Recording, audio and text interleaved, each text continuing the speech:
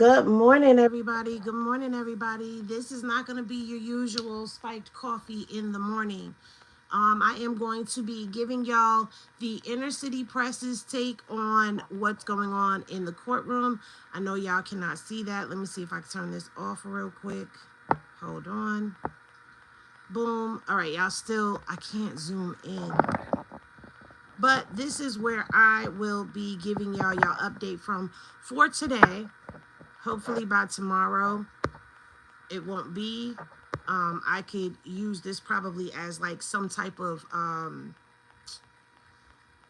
I could probably plug in. That's what the hope is, that I could plug in the missing parts that are there. So as you know, today is day 6 of the Diddy trial. We have gone through week 1. We are now entering into week 2. And in week 2, we are starting off with Dawn Richards. We ended with Dawn Richards last Friday, okay? She was on the stand last. The defense had some objections to Dawn testifying because the tricky thing is Dawn has testimony that could go towards forced labor. She also has testimony that could go towards the slave trafficking, right? So, good morning, phenomenal fresh start, everybody. This is your spiked coffee in the morning, okay? Now, the defense did not want her testifying to certain things. They just did not want her testifying. There were parts in the enterprise letter which is not available. Well, it is available online. We're going to go through that at some point in time today. We'll go through the enterprise letter so that you can understand what it is that they did not want in the to come out in the courts. So I did do a video yesterday. I did drop that video down into members only. So if you are a member, you can go and watch that full video in its entirety. We also did talk about Nottoway burning as well, and I gave a brief little history on that, but that's neither here nor there. So now this morning we get in here, and one of the biggest issues that has been going on with this court case is that they have not been updating everything as they are supposed to. Excuse me, there are documents that are not being put into record that are supposed to be readily available to the public and to the press. And so City Press is one of those outlets that have been submitting to the judge like, hey, this is not in here. You guys are not updating on time. Things are not being put into record. It's not being put out into the public like it's supposed to be. So he's been arguing that point, and it looks like it was addressed today. Again, this is week 2. All right. So when the judge comes in, they talk about Dawn. Okay. They talked about the defense's application with regard to Dawn, and Ms. Garagos had her opening statement, right? They're saying that Ms. Garagos' opening statement opened the door basically for Dawn Richards' testimony. And then they said, as to Mr. James, the testimony would be inadmissible, absent more. So James is no longer going to be testifying, you guys. James is out. Inadmissible. They need more information. More has to be submitted based off of what I'm seeing right now. He cannot testify. So we hang it up with Mr. James. And to my understanding, Kerry is going to be testifying next after Dawn. And if you know, Kerry is Cassie's friend, or was Cassie's friend, that was present and privy to a lot of the things that were going on as far as the violence, as far as the rugs, like things of that nature. That would be the extortion, the bribery. So we're going to see what her testimony is going to be about when Kerry gets to the stand. Now, remember, this is not a Cassie versus Diddy case. This is the United States of America versus Diddy. And this is a RICO. So now we need everything to be RICO chargeable, and you guys don't get caught up in the fact that they're using Cassie's testimony. What you have to remember is what I've been repeating all along, that Cassie's lawsuit, her original lawsuit that Diddy settled, that was not about a book, that was about the lawsuit that she settled, that $20 million that she got.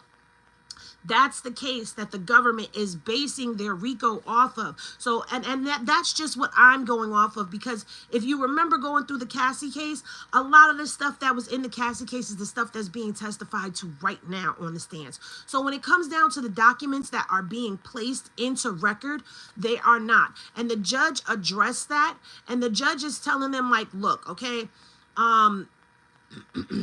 he orally ruled that all letters that are not in the docket, although they are clearly judicial documents, they need to be on record, okay? And he's telling them that they need to be on record. No later than Friday. And then they need to do this once a week. They need to be updating and making sure that all emails and everything that's going back and forth, that they need to be put in there. Okay, put into record. So we should start getting updates. We should start getting more updates a lot quicker than what we are getting now. So now it says the judge has said that the brand of testimony that was objected to on Friday, he's asking, does the government expect Ms. Richards to say what she heard and what she saw? And so the government is saying, yes, she's going to testify to what she heard, what she saw. That's what we're doing already. So the judge said that would be permissible, like the testimony in the recording studio. So Friday, Aglifino and the defense team were out here trying to get Dawn's testimony thrown out. They were moving to strike it from the record. They didn't want any of that in there because they felt like it did not have anything to do with slaves trafficking. And while it didn't have anything to do with the slaves trafficking, that particular portion of testimony, it did have something and everything to do with showing a pattern of behavior. It also spoke to the intimidation that was going on, the bribery, if you will. It was witnessing the violence that Cassie testified to, and it was also speaking to the psychological effect of fear that it would put in people to not open their mouths and say anything. So that testimony was very, very important. Even though some people are missing that point, that is the point of that testimony, because they want to show that he was using fear to have people cooperate or have people keep their mouths shut, putting them in fear for silence. Okay, so that is definitely, I'm glad to hear that they did not take her testimony out or strike it. It's there, it's staying, and she's continuing to be on the stand. So that means that the government must have done a good job with arguing their case, because again, we're going off of what we can get right now until we can get it all.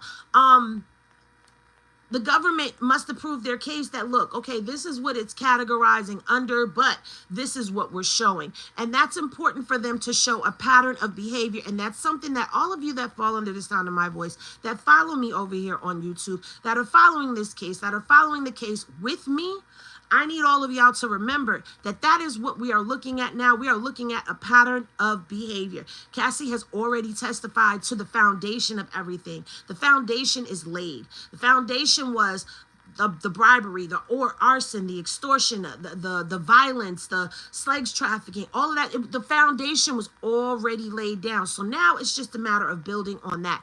So we get into personal assistants. Okay, now personal assistants were with Mr. Combs for 20 hours a day. Their testimony is admissible. So you have personal assistants that are getting ready to take this stand, y'all. Diddy's personal assistants will be taking the stand, y'all. Okay, so the judge says, my concern is that there are other ways to get this evidence in. What Mr. James would add is just the postscript. So Mr. James, where's my other phone? Quickly, does anybody know that? Let me see if I can pull that up in real time. Okay, hold on one second. Let me look this up.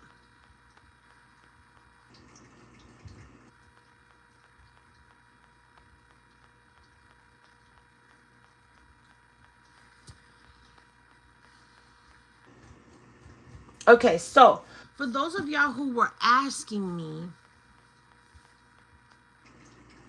about it being Farnsworth Bentley.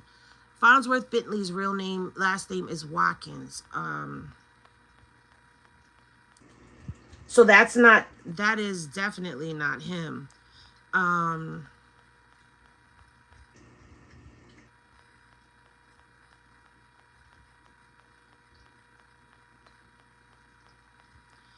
trying to see if we could find anything on him really quickly.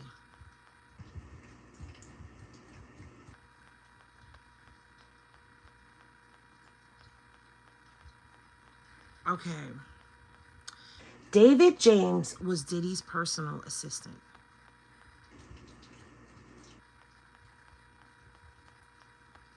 And he's supposed to take the stand today following Dawn Richards' testimony.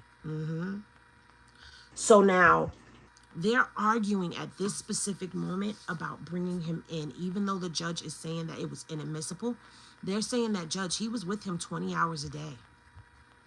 So his testimony is admissible because he's up close and personal. He's right there with Diddy as all of this is going down. He's right there with him. All right. So Mr. Aglifino says on the David James issue, that that it defeats the whole purpose of this hearsay objection, and the government is arguing that it is all admissible because the job description is so vague. We contend these are personal matters. So this is where they're going to start to throw in that he's the disgruntled employee, that he's one of the disgruntled employees, right? But Mr. Aglifino is still going, and he says this is becoming a sort of bad act, free for all. Assault is just not one of the racketeering acts. So AUSA Slavic says this is relevant to the means and methods of the enterprise. The chef is identified as a victim of forced labor. So the chef, when y'all were asking if the chef was going to be testifying, the chef is definitely going to be testifying because she's brought up and they're saying that she's identified underneath forced labor because that is something else that they are trying to establish, right? But Mr. Aglifino is like, I'm going to defer to Miss Westermore on the other witness, which is another person, another woman who is on Diddy's defense team, right? And Westmoreland, says they keep saying Mr. I think they mean Miss. Miss Richard claimed that Mr. Combs assaulted Miss Ventura right in front of her. These other alleged threats are nowhere near in close proximity to that alleged assault. So they're trying to say that it has nothing to do with the other assaults that have been testified to, but it does, and they know it does. But they're trying to deter away from getting them to be able to speak. That's what their job is to do, and that's what they're trying to do. But the judge says we have an application from the press. This is where they start to get into all of so Miss Westmoreland says we have to distinguish between the Danity Kane and the Dirty Diddy money errors, and Mr. Pierre telling her, where are you going to go? I don't see how that can be constructed as a threat. Child. So the judge says, let me think about it. So the judge is going to think about all of this, all right? The judge goes into, like I said, about the emails not being put onto record, and then he's telling them to put them into record and put them in the docket by next Tuesday, and after that on a weekly basis. So now they're going to start updating the record as they are supposed to, as they should have been all along, because there's things that we need to see what's going on that's we're entitled to as the public. Y'all need to understand that. It's not just a matter of, we got to get the story, It's a matter of being able to get all the information that goes with that as well. So do not put anybody out unless they are spamming the chat or being completely disrespectful. Don't put anybody out. Don't put anybody out. All right, so now they get started, and Miss AUSA Salvic is saying, on the stand, she's talking to Dawn Richard, right? So she says, when Mr. Combs told you people could go missing, how did you interpret that? So Dawn says that people could be unalived. Okay, I couldn't believe that this could be the beginning of a journey for us. So she's saying this was at the beginning of the journey. And if you remember, she was testifying as to being there at the home, watching Diddy assault Cassie, and then the next day being called into the recording studio with Kalina, and Diddy bringing them into the studio and locking the door behind them and telling them, basically in not so many words, snitches get stitches and end up in ditches if you run your mouth about what was said to you, okay? The video to her testimony on Friday will be dropping today so that it will make sense to those of y'all who have not already heard it, right? So after he tells them that, he gives them flowers. So she's saying, like, I can't believe that this was the beginning of a journey for us. So now AUSA Salvic says, as Diddy Dirty Money, and Dawn says yes. So Slavic, I think that's how you say it, Slavic says, what did you observe? So Dawn says he would drag her and kick her and punch her in the mouth. So Slavic says, what would prompt these acts of violence? So Miss Westermoreland, which is for Diddy's defense, tries to object, and the judge overrules. And so Dawn answers the question and says, when she would speak up for herself, right? So Slavic asks her, who in security witnessed these things? So Dawn says, D-Rock and Bonds. Here we go, Roger Bonds. Roger Bonds. Now, I haven't seen the witness list, but I am almost willing to guarantee you that Roger Bonds is going to be on that list. unless he declined. Unless he declined, okay?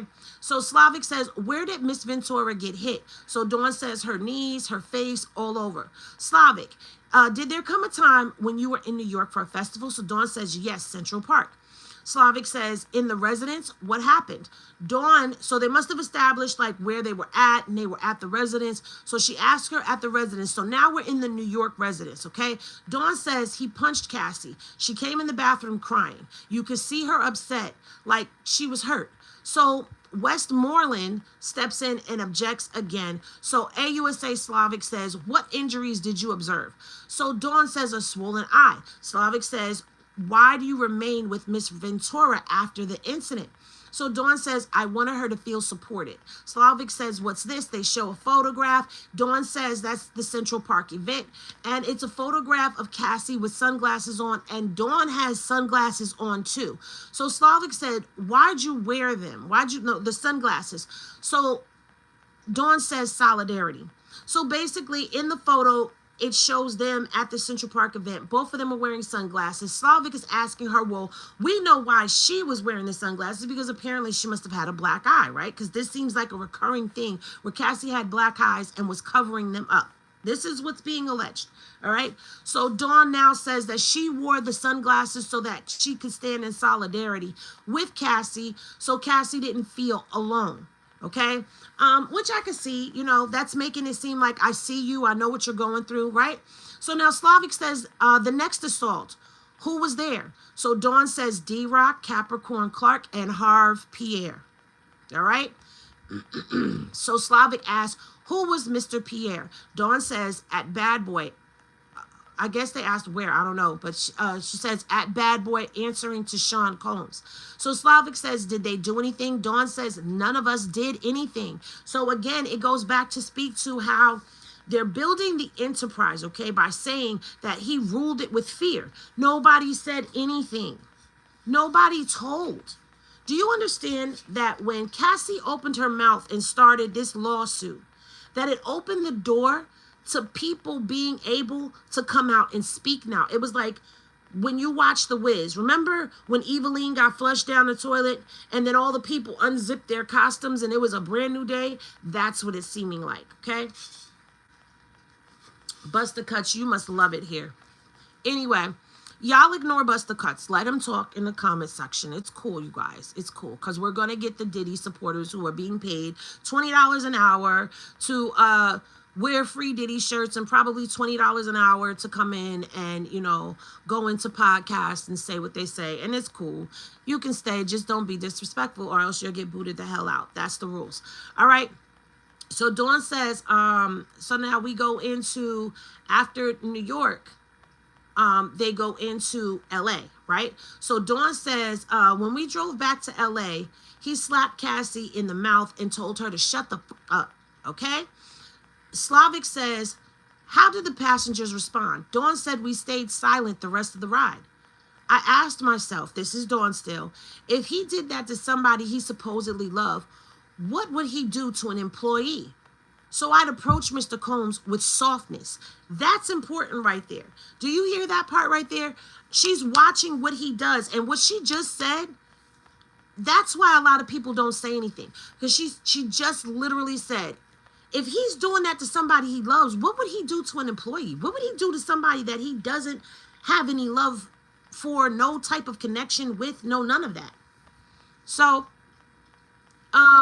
Slavic says, did you try to intervene in the relationship? Dawn said, no, for my own safety. Now, Dawn has already told us she'd never seen nothing like that before a day in her life. So now she's sitting here and watching this play out in real time. So she's like, nah, I'm not getting involved in that, but I'm going to stand in solidarity with Cassie to let her know that I'm here for her, that I see what's happening to you, but I'm scared just like you, so I'm not opening my mouth. That's the interpretation I'm getting. That's alleged because we don't know, because we weren't there, so we don't know what really happened, all right? So Slavic said, did you see Mr. Combs use rugs? So Dawn says, yes, weed, ketamine, Molly, cocaine. Slavic says, opioids? Dawn says, that I never saw, okay? Slavic says, who bought him the rugs? Dawn said, one stop. He had it all, including Plan B birth control pills.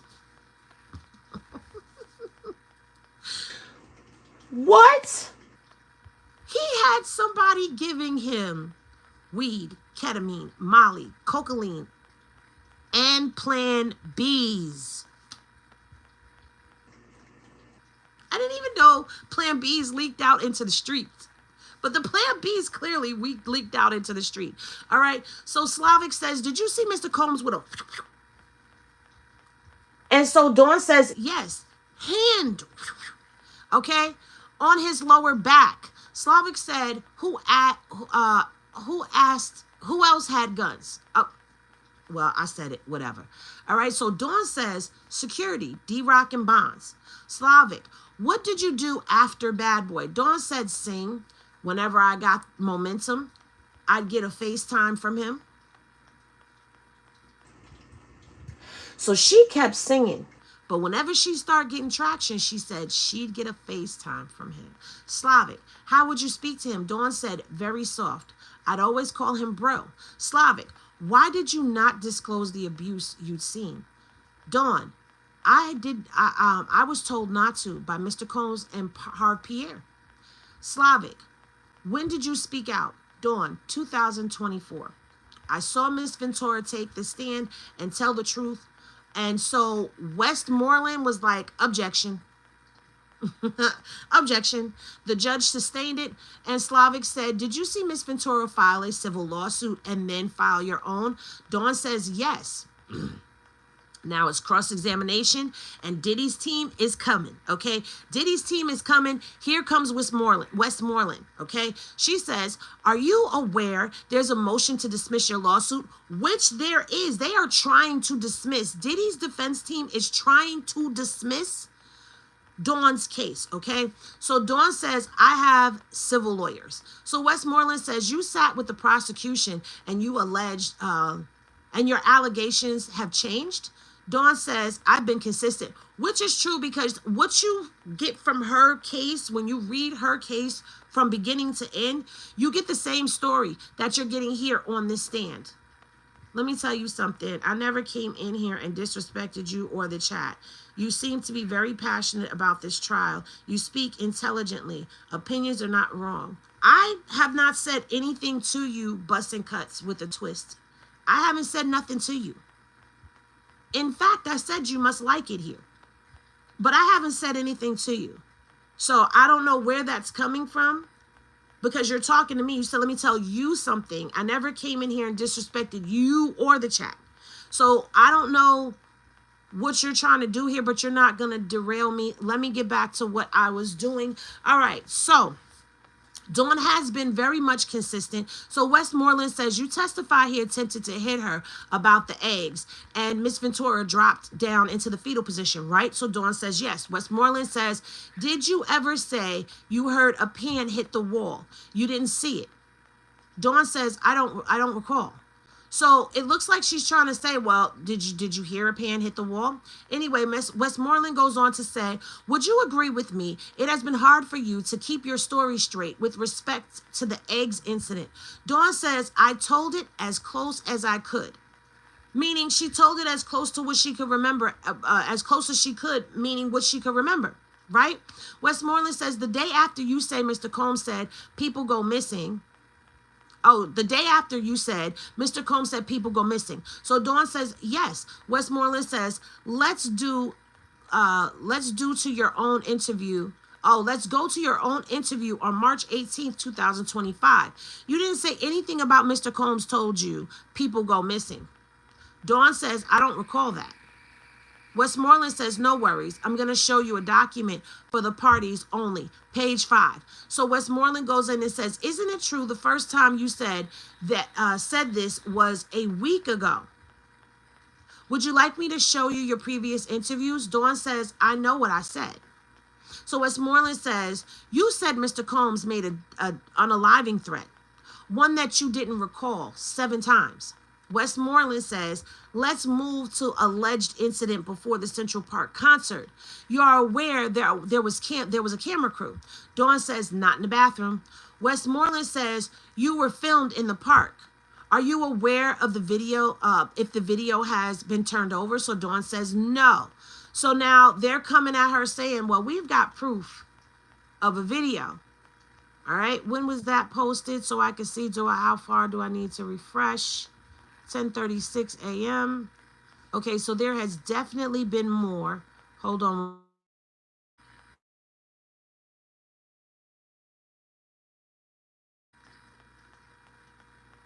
Nope, nothing else has gone up as of yet. So he's probably typing and putting up the next few threads. Okay.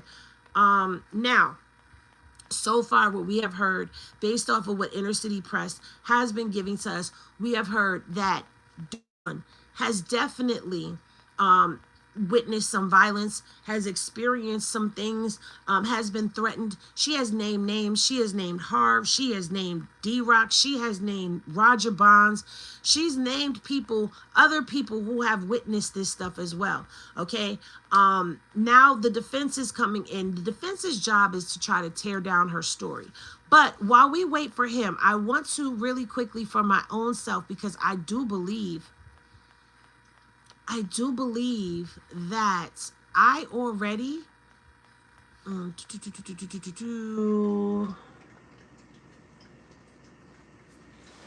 hold on. All right. So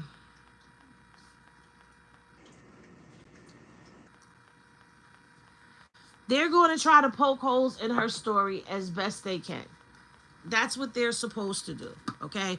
They're supposed to put her under that pressure and try to make her crack. But now I want to bring y'all attention to, and I hope that I could zoom in for y'all to see, because the defense is making a very crucial mistake right now.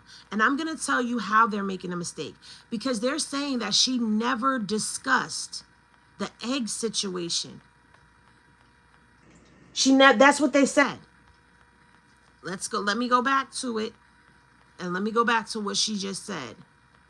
Isn't it true the first time you said this was a week ago as to the eggs incident, okay? Would you agree with me? It has been hard for you to keep your story straight with respect to this eggs incident, okay? Let me go ahead and let me pull this up. And let me turn this camera around so y'all can see.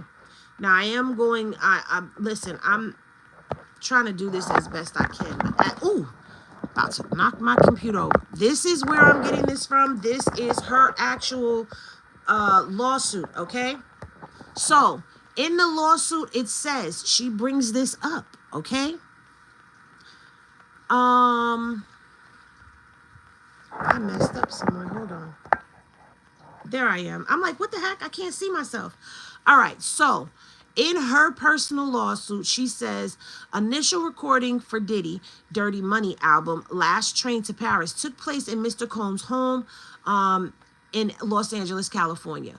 On the first day of recording, Miss Richards and Miss Harper, which is Dawn and Kalina, at Mr. Combs' home and waited in the kitchen where Mr. Combs' girlfriend, Miss Ventura, was frying eggs for him. Miss Richards observed Mr. Combs come downstairs looking high on rugs, into the kitchen, approach Miss Ventura, and scream, "I've been asking you for my ish. I can't stand you, ish. You never do it right." All right, that's what she's saying he said. What she's saying he said on the stand was different. Not gonna lie, it was a little different. It was the same basis, but it was a little different. All right, she says, Mr. Combs pushed Miss Ventura against the wall and choked her, then picked up a scalding hot pan of eggs and threw it at her, causing her to fall to the ground in a fetal position. Cursing and screaming, Mr. Combs dragged Miss Ventura up the stairs. Ooh. Oh. Oh. They might have got her. They might have got her. Listen, my thing is I'm here off of the facts. I'm going off of the facts. Do not get mad at me. No aiding and abetting charges for Cassie is diabolical. Cassie has immunity. Cassie has immunity, just like there are probably others that are going to step forward that have immunity as well. All right. So now Westmoreland says about the you didn't tell the prosecutors about I saw at Diddy's house. Okay, I'm trying to see if I read that wrong because I'm trying to register. Everybody was so scared back then. Why they talking now? What makes them so safe now? He's in jail. Yes, she has immunity. That's the listen. Cassie's not being charged with anything. Okay? And I'm saying she has immunity only because why else would somebody get up there and talk? Now, let me pause for a second. Let's talk about immunity, okay? So, when you think about immunity, go back to the Tory Lanez case, right? Kelsey had immunity, yet she was pleading the fifth. Now, when you have immunity, you're supposed to get up there, and this is the way Cassie told everything, how she basically took accountability for everything that happened, right? So she got up there and she said, yes, I did this. Yes, I did that. You have to give the girl that credit. She said all of the things that she did. It would make sense that she has immunity. I don't have anything in writing, so let me say that right now. I don't have anything in writing that holds up that she has immunity, but nobody would get up there and nobody would speak and admit to being a part of committing criminal acts that a person is sitting at the defense table being charged with by the government unless there was some form of immunity. The fact that the case was kicked off or based off of her lawsuit is what it seems like, allegedly, because that's what it seems like. That definitely would make sense to me. But what did you say? Who wouldn't speak up now that he's in jail? He's known to have done things to other people allegedly. So I would speak up. I would speak to once he's locked away. Duh. Exactly. Exactly. All right. So let me reread that question that was Westmoreland asked. So she says about the you didn't tell the prosecution about I saw at Diddy's house. So Dawn says they didn't ask. Westmoreland said, you never saw Mr. Combs pull up out and wave it around loaded with bullets or cock it. Dawn said he just had it. Westmoreland says, did you tell the government you never saw Mr. Combs do cocaine? Dawn says, I don't recall.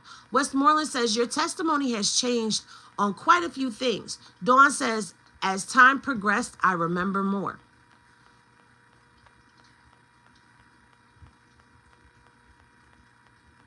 Westmoreland says, you saw One Stop sell rugs. You saw him take money? Dawn says, yes. Westmoreland says, all right, 1 second.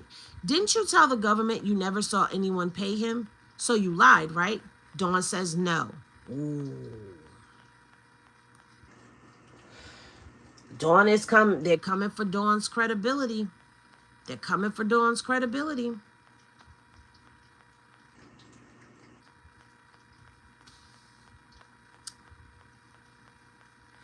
Let me see what y'all talking about down in these comments right now. All right. He couldn't knock everybody down by himself, though. Well, it's no different than people keeping their mouths shut for years about stuff that's going on, and then they come out and they start talking about it. But it was going on for years prior to them saying anything. You know, at the end of the day, the fact that people have left Diddy and been silenced, it speaks to me. That's just like what happened in Shannon Sharp's case. What happened in Shannon Sharp's case? Ain't nothing wrong with that. Okay. All these men are getting into trouble because they have no control over they need to control the lower chakra. That part, okay? That sacral chakra is just leaking. Cindy, you know good and well they scared of his power. That's why they won't give him a bond. That's true. Listen, Diddy has power and influence, okay? He has power, he has influence, and he has reach. And just because we don't see people in hip-hop standing around him. Hey, lipstick and gossip. Just because we don't see people in hip hop standing around him doesn't mean that there aren't people behind the scenes that aren't standing behind him as well. But you also have to remember, I keep going back to this. He did that lawsuit, and I don't really want to speak to the lawsuit because last time I spoke to it, I kind of got a little trouble with my channel. But he did that lawsuit for the... And it's been downhill for him since then.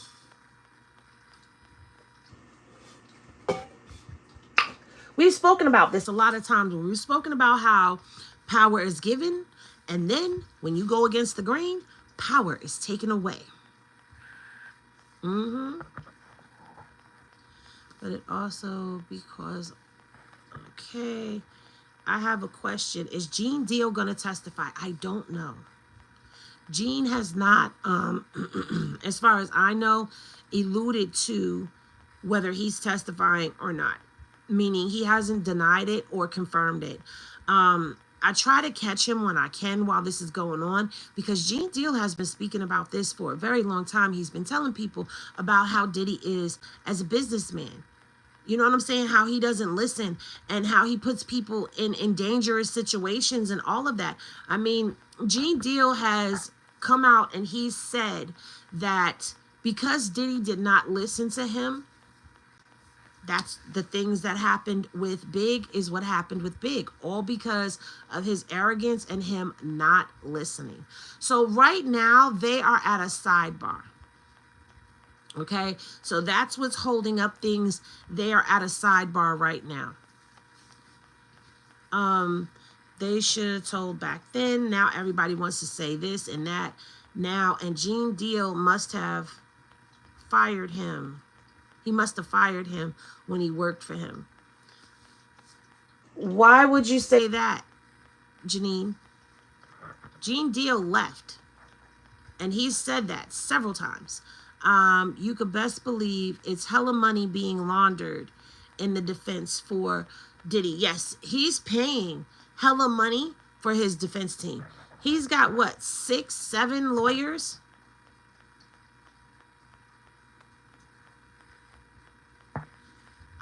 Hey, King Buck Wild.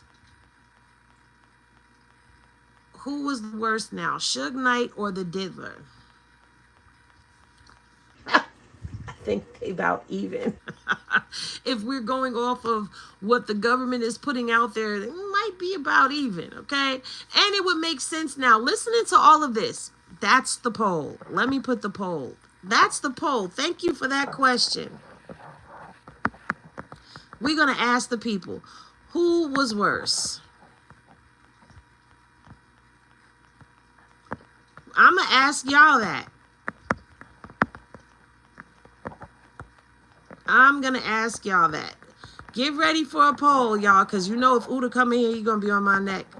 He'll be like, poll. I'm doing it. I'm doing the poll. And I'm going to give y'all a third option today.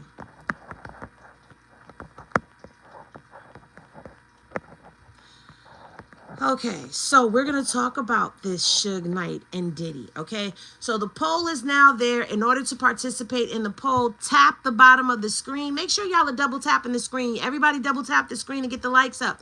Tap that bottom of the screen. Take that poll. Who was worse? That was a great question to ask. Let me go up here and say salute, salute, salute to King Buck Wild for the question, because that is the poll of the hour right now, okay?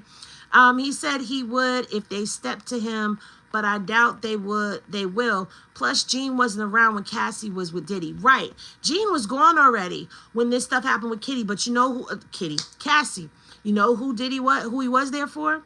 He was there for Kim. He was there for Big. He was there for the I'll Be Sure stuff. He was there before Cassie. Before Diddy became whatever he became after Gene Deal left. He was there for the foundation of all of it.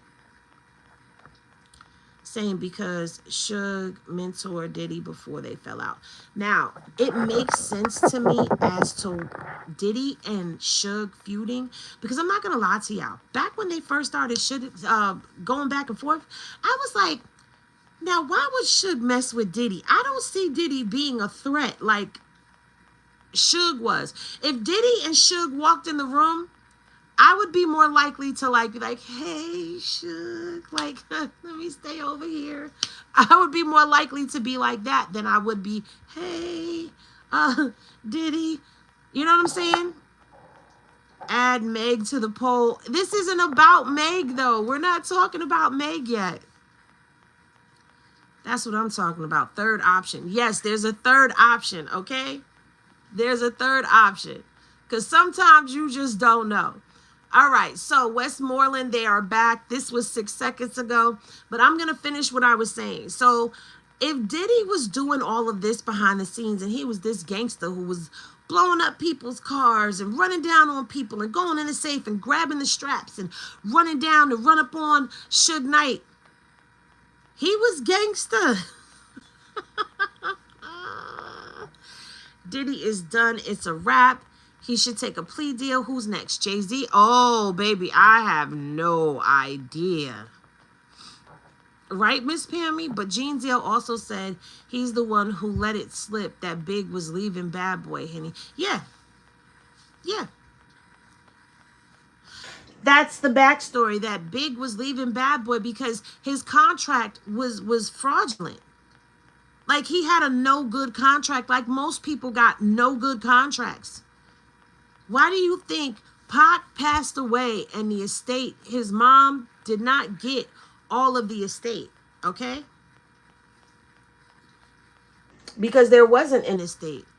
Because they took everything. He owed. He owed. He owed.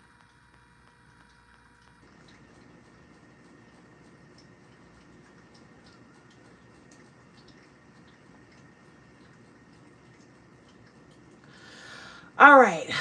So, let me see. I think the Diddler, because he was on the streets longer, and the freak-offs. Diddy has always been Diddy. Go back and see him before the music.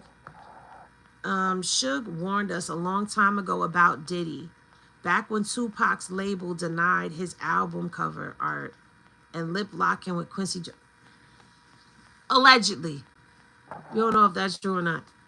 Funny thing, as a woman, we would be screaming excitedly for Diddy and fear Suge. Right. But Suge would have been the safer bet for the ladies, not so much for the men. Trinity, we haven't heard about Suge Knight and any freak-offs peeing on nobody. I'm just saying, we have it. We have it. You know, I mean, Suge would, I don't know. I don't know how Suge was with the ladies. I don't know, but I'm just saying, you know, at least you ain't going to get peed on.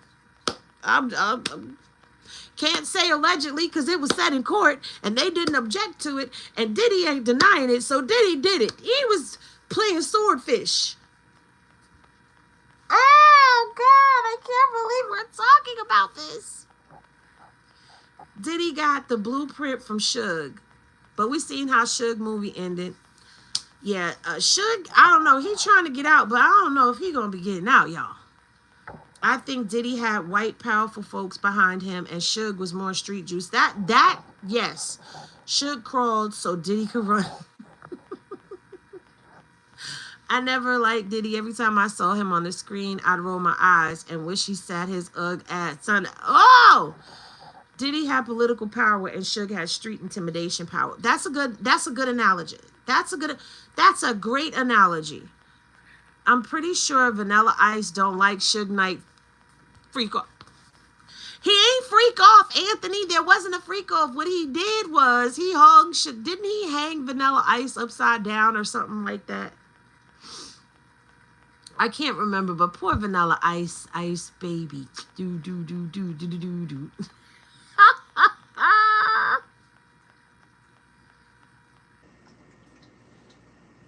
I cannot believe I used to know that whole song.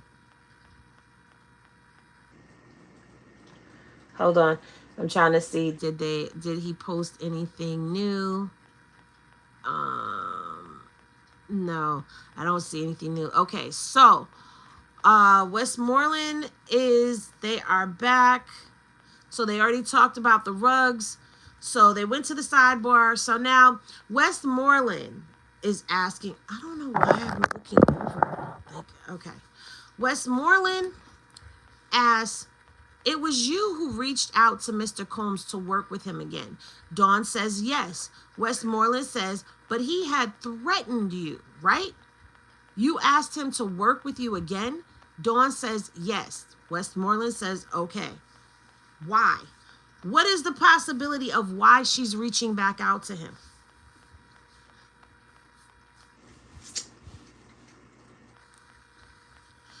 Could she have been blackballed? Pushed into a corner to where she had nowhere else to go to but had to go back? Possibility. Don't know. We're only getting what they are giving us. I have no idea. All right, God has said blackballed. Let me see what y'all saying down here. Dang, the poll ain't even ended. Get the poll to 100. Y'all tap on the poll and vote. Who was worse, Suge Knight or Diddy? Right now, Diddy is in the lead. And right behind that is about even to me. And Suge Knight is trailing. Only 3% of y'all, 5% of y'all feel that Suge Knight was worse. Y'all take the poll. We right here. We thinking the same.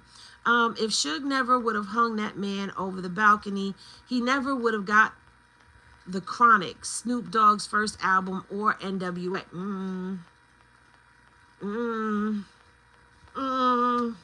You make a valid point. But still, he hung somebody over the balcony. Diddy hung somebody over the balcony, and he hung somebody over the balcony because they was doing rugs with Cassie.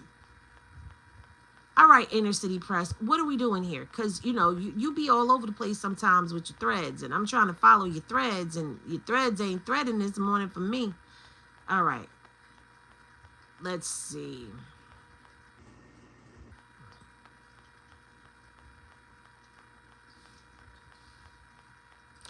Okay, so he says, so he answered a question. Somebody asked who or what is One Stop. One Stop is the nickname of a person who Dawn Richard testified sold rugs to Diddy and his entourage. So he answered a question for somebody.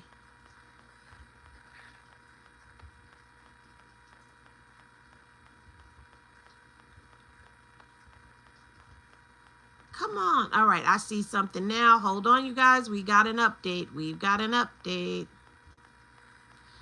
All right, so now Westmoreland says the songs you released on your own have not reached the level of what you released with Danity Kane and Diddy Dirty Money, right? Dawn says true. Westmoreland says, and you reached out to Mr. Combs to try to make more money, right? And Dawn says yes. So what they're trying to do, what the defense is trying to do here, is they are trying to show that he was such this monster. This is where they're going with this. He was such this monster. You were so scared of him. Yet you went out, you released music on your own. You saw you couldn't make it, so you reached back out to him because you knew that you had to get back in his good graces. But he was a monster, so why would you reach back out to him? That's what they're doing right now. That's what they're doing. Double tap the screen, y'all, and hit the poll. 20 more votes. There's a bunch of y'all in here. Y'all, 20 more people take the poll. 100 votes, and we take it down and start a new one. Now, let's just go at this from different angles, okay? So now we see the defense and what they're coming up with, and the defense is just like, look, we this is what it is, and that's to count. That's the reasonable doubt that they're putting in your head. That's the reasonable doubt. Okay? Now, why would she go back to Diddy? It could be because, okay, I've tried to go off on my own. It didn't work. Can we work something out? But let's not take off the table everything that she has already testified to. She's already testified to the fact that she was watching these violent acts go down in front of her. Okay, she's alleging that she watched him put hands, feet, and knee bows on Cassie. She's testified that she was scared. She didn't want to say anything. She didn't want to speak up. She didn't want to be next. Diddy possibly could have put out phone calls to stop her from getting an emotion. Let's not act like that could not be a possibility. Let's not act like.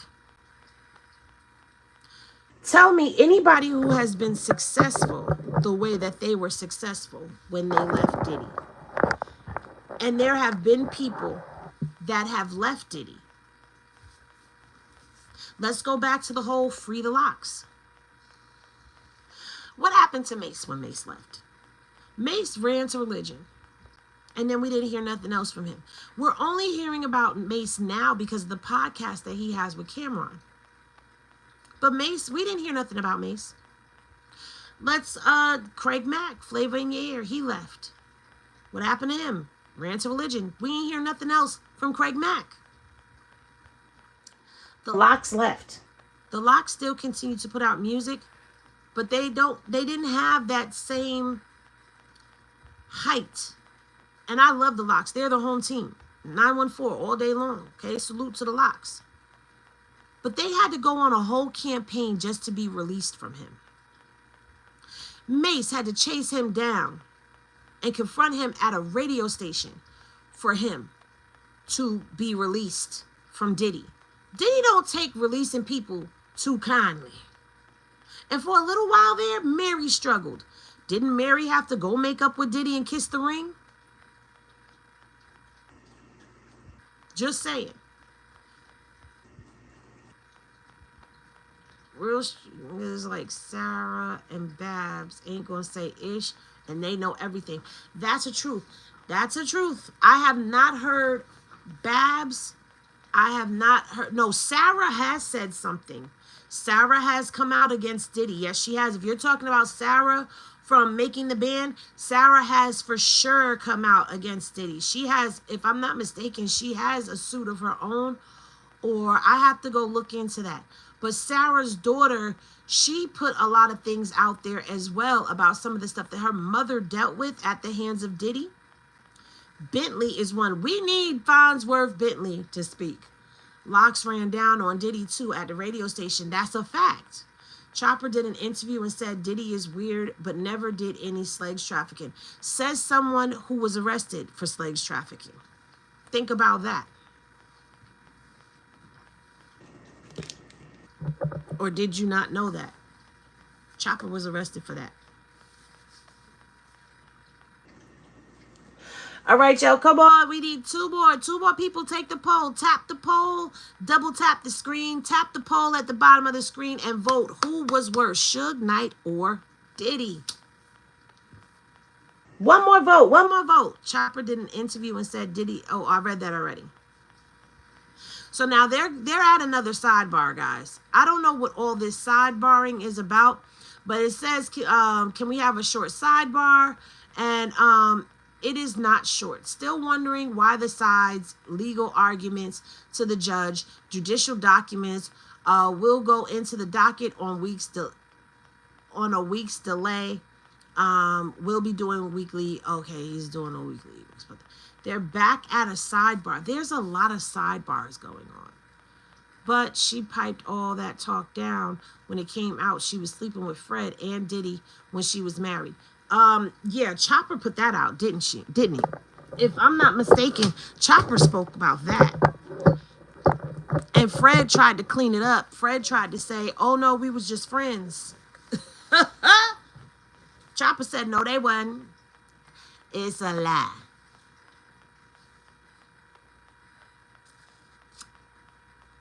What about Black Rob? Black Rob, we ain't hear no more from Black Rob. Now, I'm not getting into all of the conspiracy theories that have been put out there about Andre Harrell and Kim and all of them. All right, so we've got our poll. And it looks like 63% of you guys are saying that Diddy is worse than Suge Knight. 27% of you said about even to me, and only 10% of you guys said that Suge was worse than Diddy. So we're going to end this poll and we're going to start another one. Okay, we're going to start another one. Let's start a new poll. Okay, I'm going to ask this question.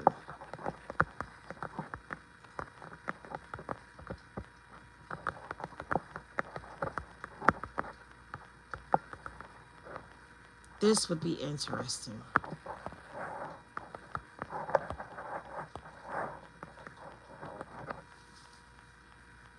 Okay, we got the next poll coming up. Was Dawn blackballed after leaving Diddy?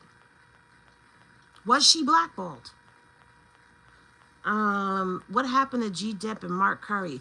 Good question. I don't know. I'm gonna have to go look that up. Sure was worse. He murked somebody cold-blooded. Damn, I didn't get a notification. Hey, Paulie. Oh, Paulie, we about an hour in, baby. I must have said, duh. Was Dawn blackballed after leaving Diddy? Tap the poll at the bottom of the screen. Get that poll to 100 and we'll get a new one. While you're at it, please double tap the screen while you are here. Stay active in the chat. And let's keep the conversation going. I will be here for another few with you. And then I am off because I have to do the things I need to do to make sure that I can get to New York and do what I need to do for y'all with a free and clear mind, okay? Free and clear mind. I also want to say thank you for getting me to 12,500 subs. I appreciate y'all so very much, okay? Now, let's keep going with the conversation. Amy says the unalivings should be investigated. Well, here's the thing. Some of the unalivings, all right, because they were, well, not some of them. They all were natural causes, so to speak. There really is no investigation when you think about it as to what it could possibly be. I know there are things that are being said that could be taken that could make them look like other things. Thank you, Sherm. I'm on my road to that 15K. And I really think I'm going to hit the 15K very soon. I really do. And I'm so excited. I don't know what the future holds for me with all of this, but as long as people keep dropping in and keep subscribing, I really appreciate all of y'all. Everybody that comes in here, comments, everybody that comes in here and double taps. Thank you for the heart, Evelyn.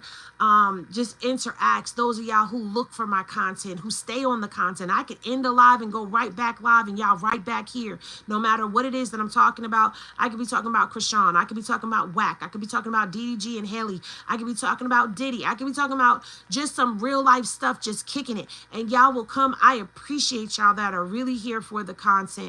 I really do. I can't do this without y'all. We've got 45 votes on the poll. The poll is, was Dawn blackballed after leaving Diddy? Tap the bottom of your screen, take the poll, get the poll to 100, and we will get to a new poll. Bayou Bruja. Hey! Which artists besides New Edition and French Montana have been successful after leaving Bad Boy Records? I think people don't really want to work with anyone who's left. Unspoken blackball. That's a possibility. They could say, you know what? You kind of probably gave this person a hard time over here, so we don't want to deal with you. But I can't say that when people leave, other labels don't want them, because we've watched people leave labels and other labels pick them immediately up. But it seems like when people leave Diddy, they don't go nowhere.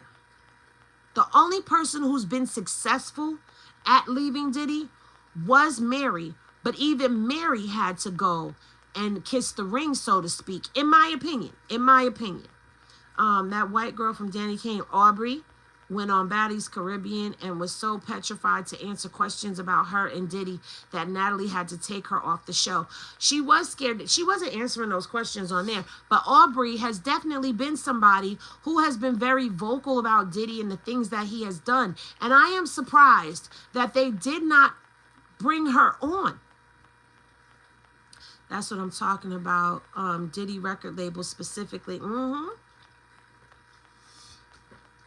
50 votes on the poll. Y'all get that 50 more. Y'all can do it. 50 more votes on the poll. Was Dawn blackballed after leaving Diddy?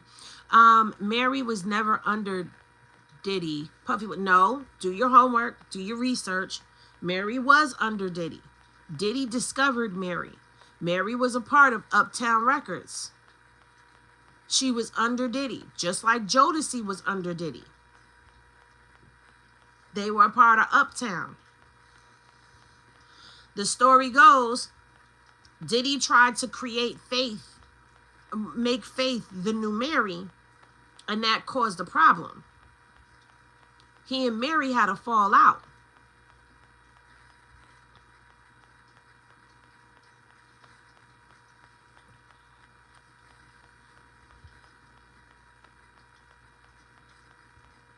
From what you call it?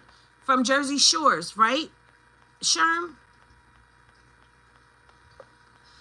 All right, so they have been at this sidebar. I'm trying to see, are they back yet? Because there's been a lot of sidebarring that's been going on, you guys. It's a lot of stuff that it seems like they are working things out as this trial goes on, which is crazy to me, because at the end of the day, they should have all of this stuff already worked out, in my opinion. There shouldn't be any sidebars about testimony. There shouldn't be any objections at this stage of the game when it comes down to who's testifying. It shouldn't be any of this stuff, but it seems like there's a lot of it that's happening, and it's causing me to raise my eye. I don't know about y'all, but I'm looking like, what are we doing here? Now, when it comes down to this back and forth, let's talk about this for a second. The prosecution, which is the government, is laying out their case, and the defense is over here like trying to shred it down. What they're doing, and what I'm noticing that they're doing, is defense is coming for everybody's credibility. That seems to be the strategy. So if I were the government, I would try to tighten up on my people that are coming up on this stand to make sure, look, everything needs to be on the up and up with y'all, because they're trying to tear down everybody's credibility. We saw it done with Cassie, okay? Cassie went up there. Cassie testified. She was on that stand for 4 days. She was only supposed to be up there for 3, but she was up there for 4, okay? And the judge was like, look, she's got to be done, okay? We're not rolling into Friday with Cassie still on this stand, okay? I mean, we're not rolling into another day of her being up on this stand, okay? So Cassie, she came on Tuesday. She testified all day Tuesday, testified all day Wednesday, testified all day Thursday, all right? Then she testified some of the day Friday, with leaving enough room for them to interview Agent Binda. Agent Binda, I read Agent Binda's testimony from the transcript. If you did not catch it from last night, because it was on the late night, the video is titled Diddy's Last Freak Off. Go hear what she said. We're trying to figure out, was KK involved in these freak offs, or was Jane there at the freak offs, because there was ladies' clothing that was still there. The stuff that they found in the room. You'll hear all of that in its entirety, from top to bottom of everything that was said from Agent Binda. And then Dawn came on the stand. So now, after all of them days of Cassie going on direct and redirect and all of that cross-examination, when she got to being interrogated, or what is it, questioned by the defense team was going for her credibility, because the prosecution is sticking to what is it that Cassie experienced that is building the case, because again, it's a foundational lay that was happening, right? So now the defense is coming in to poke holes in that foundation by bringing y'all those text messages showing that Diddy was loving at times, showing that they did have some type of a rapport with one another. But for me, that didn't really do much of anything, because y'all didn't really tear her story up. Like, y'all didn't prove her to be wrong about anything that she has said. Y'all actually corroborated the prostitution with the escorts, and the sex trafficking was proven, in my opinion. Y'all may not feel the same, but I feel that way, that it was proven, in my opinion, because Diddy has not denied that. The violence and intimidation, that was proven. Diddy is not denying the domestic violence parts of things. So they've already laid us stuff, that the arson and all that, it was already laid down, okay? The defense came in to try to say, well, wait, hold up. He's not this monster. He's actually this, and this to her. But it would be naive of people to actually feel like this woman did not feel things for him, and he was not doing the things that he was doing, whether it was love, whether it was gaslighting. It would be naive to believe that that wasn't going on, okay? That they didn't have good days and bad days, or really, really bad days. It would be naive. So now they tried to make it seem like, you know, she was cheating on Diddy with her now husband, when in fact Cassie said Diddy and her were not together. Diddy and her were not together. She was just dating her husband. So they're trying to come for her credibility and her character. That's what they're trying to come for. And what they were doing was trying to show that, hey, Mr. Combs was out of control because he had an addiction. But at the end of the day, the addiction part of it falls on both of them.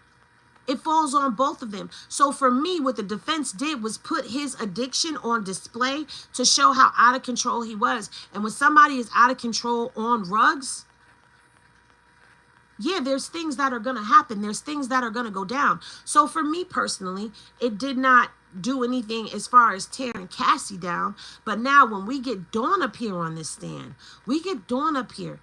Dawn, they came at her for that egg story.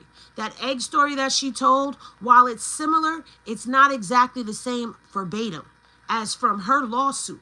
But where the defense messed up at is they're saying that the first time that she ever said anything about this was a week ago. From what I'm understanding from here, from what we're getting from inner city press. Now, I'm not quite sure if they're talking about the rugs or the pew pew or any of that. I'm not quite sure exactly what it is that they're saying, but the way it's reading from inner city press, it's reading as if Dawn first told the story about the eggs about a week or so ago, and that is not true. So it's going to be very interesting to see how they continue to come for her credibility, but that seems to be the defense's strategy right now.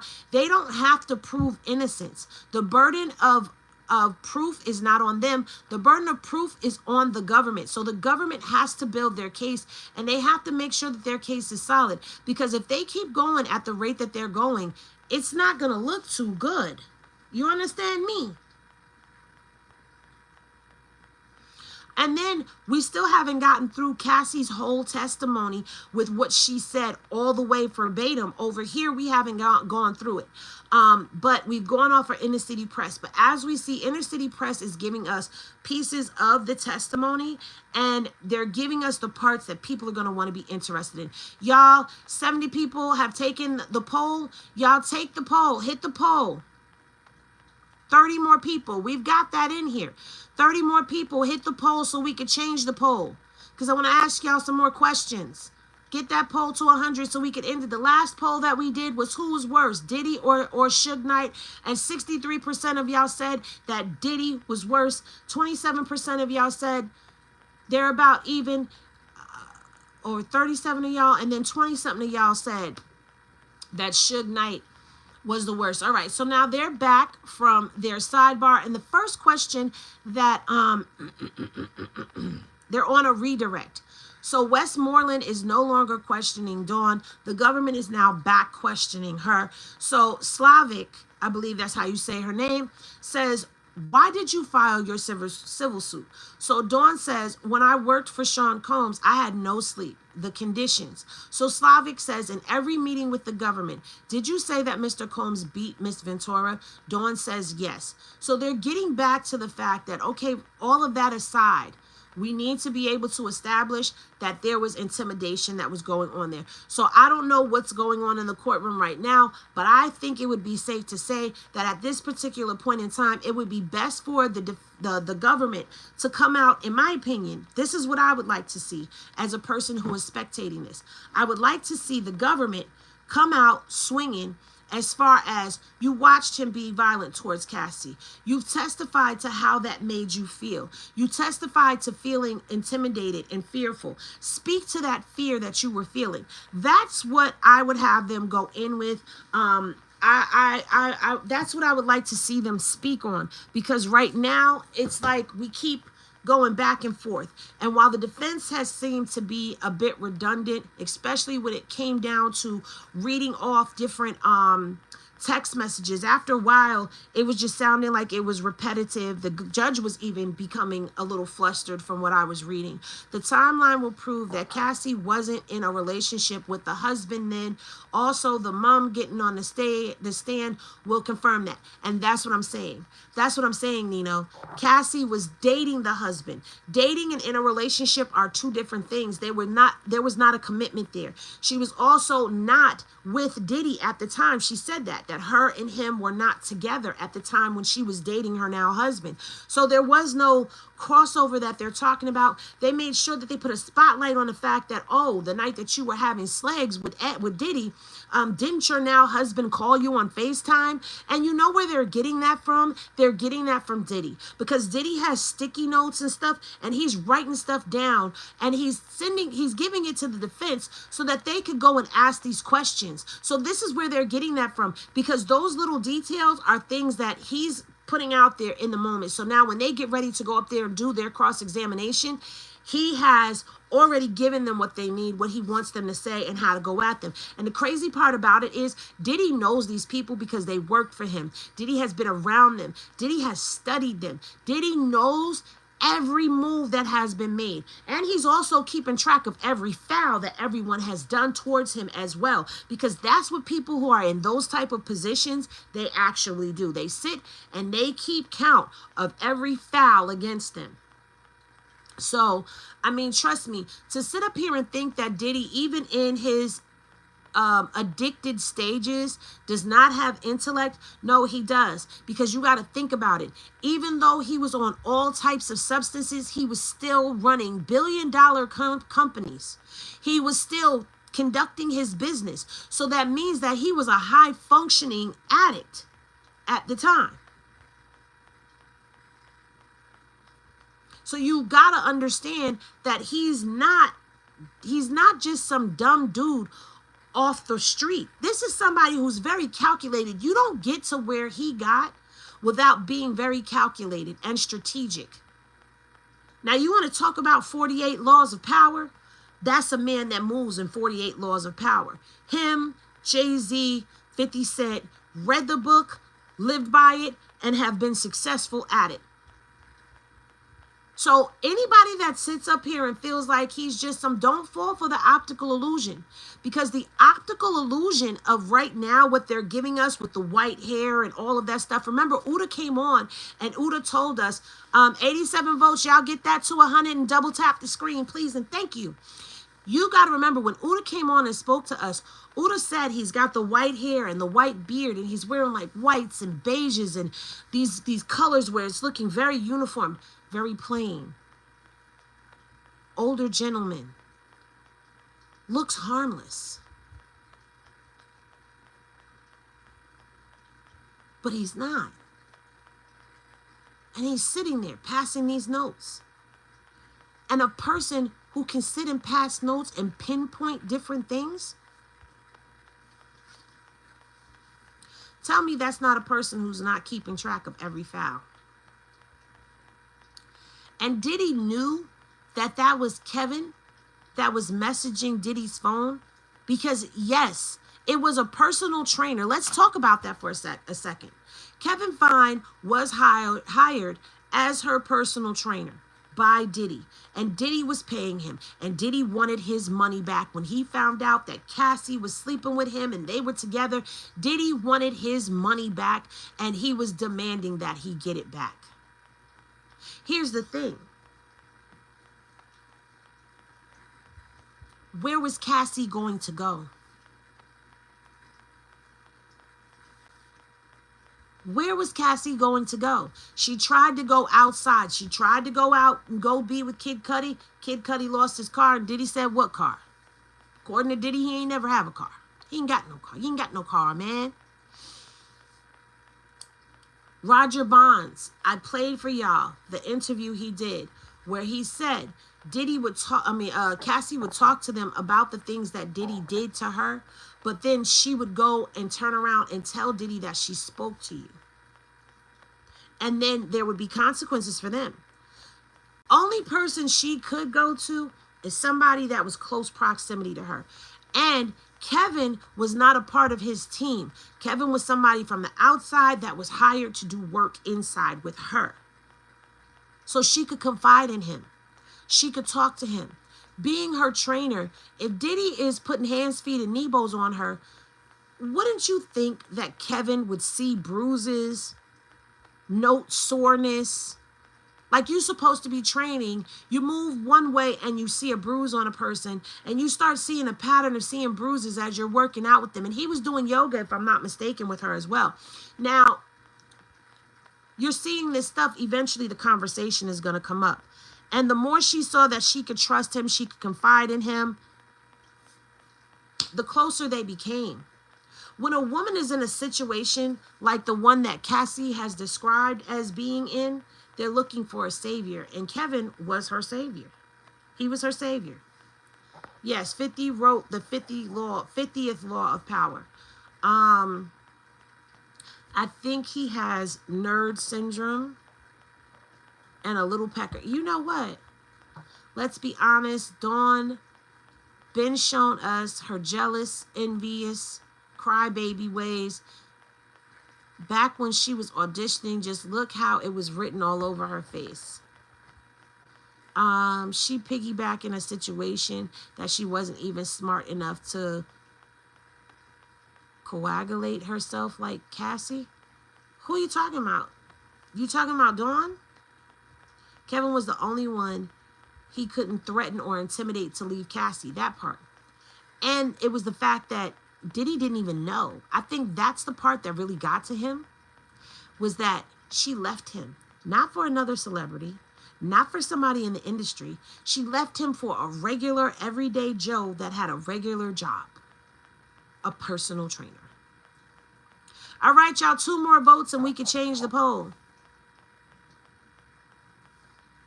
1 more vote. 1 more vote and we can change the poll. It looks like majority of y'all are feeling like Dawn was blackballed after leaving Diddy. There you go. Thank you so much. All right.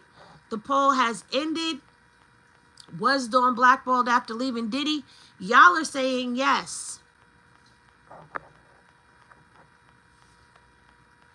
All right. So, we're back. We got a couple of more tweets. Let's see what's going on here. So now we left off with AUSA Slavic asking about her testifying or telling the government that she witnessed Cassie being beaten. So now Slavic asked, why'd you reach out to Mr. Combs? Now remember, they asked the government, the defense opened the door for this when they said, why did you reach out to Diddy, to Combs? Dawn says, one of the judges on Making the Band, Lorianne Gibson, I wanted to reach out. So Westmoreland says objection. The judge says sustain. So Slavic says, how often would you hear from Mr. Combs after you left Diddy Dirty Money? Dawn says sporadic. So Slavic says, why'd you reach out? Dawn says, to help Kalina Harper. So Slavic says, no further questions. Westmoreland, may we have a brief conference at the bench? So it's safe to say that they are at the bench right now. Okay? And there is going to be a redirect. All right. Recross. Westmoreland, you admit to reaching out to Mr. Combs to re-engage, you claim, only to have a relationship with Lorianne Gibson. But if it got back together, you'd have seen Mr. Combs more, right? Dawn says yes. So here we are. When I tell you his defense is attacking,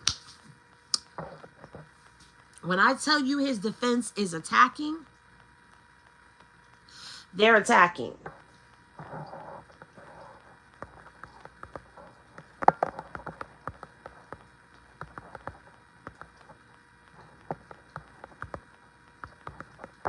Hold on, here comes the next poll.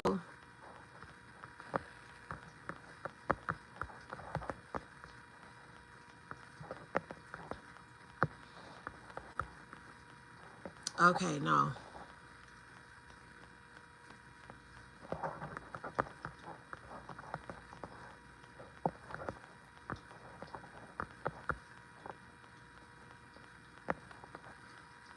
I'm trying to write it.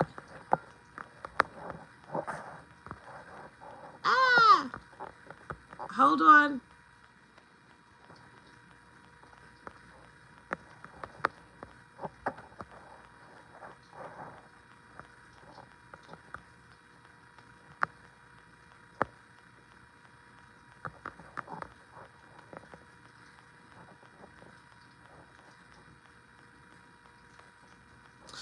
I'm trying to think of how to word this. Hold on. Don't leave before the magic happens. It's Dawn's.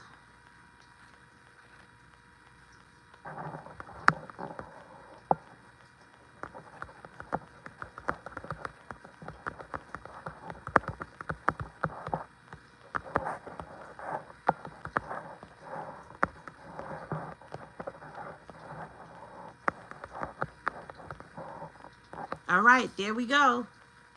The next poll. The next poll. Is Dawn's credibility shot based on what we've heard thus far? Is the defense tearing down Dawn's credibility?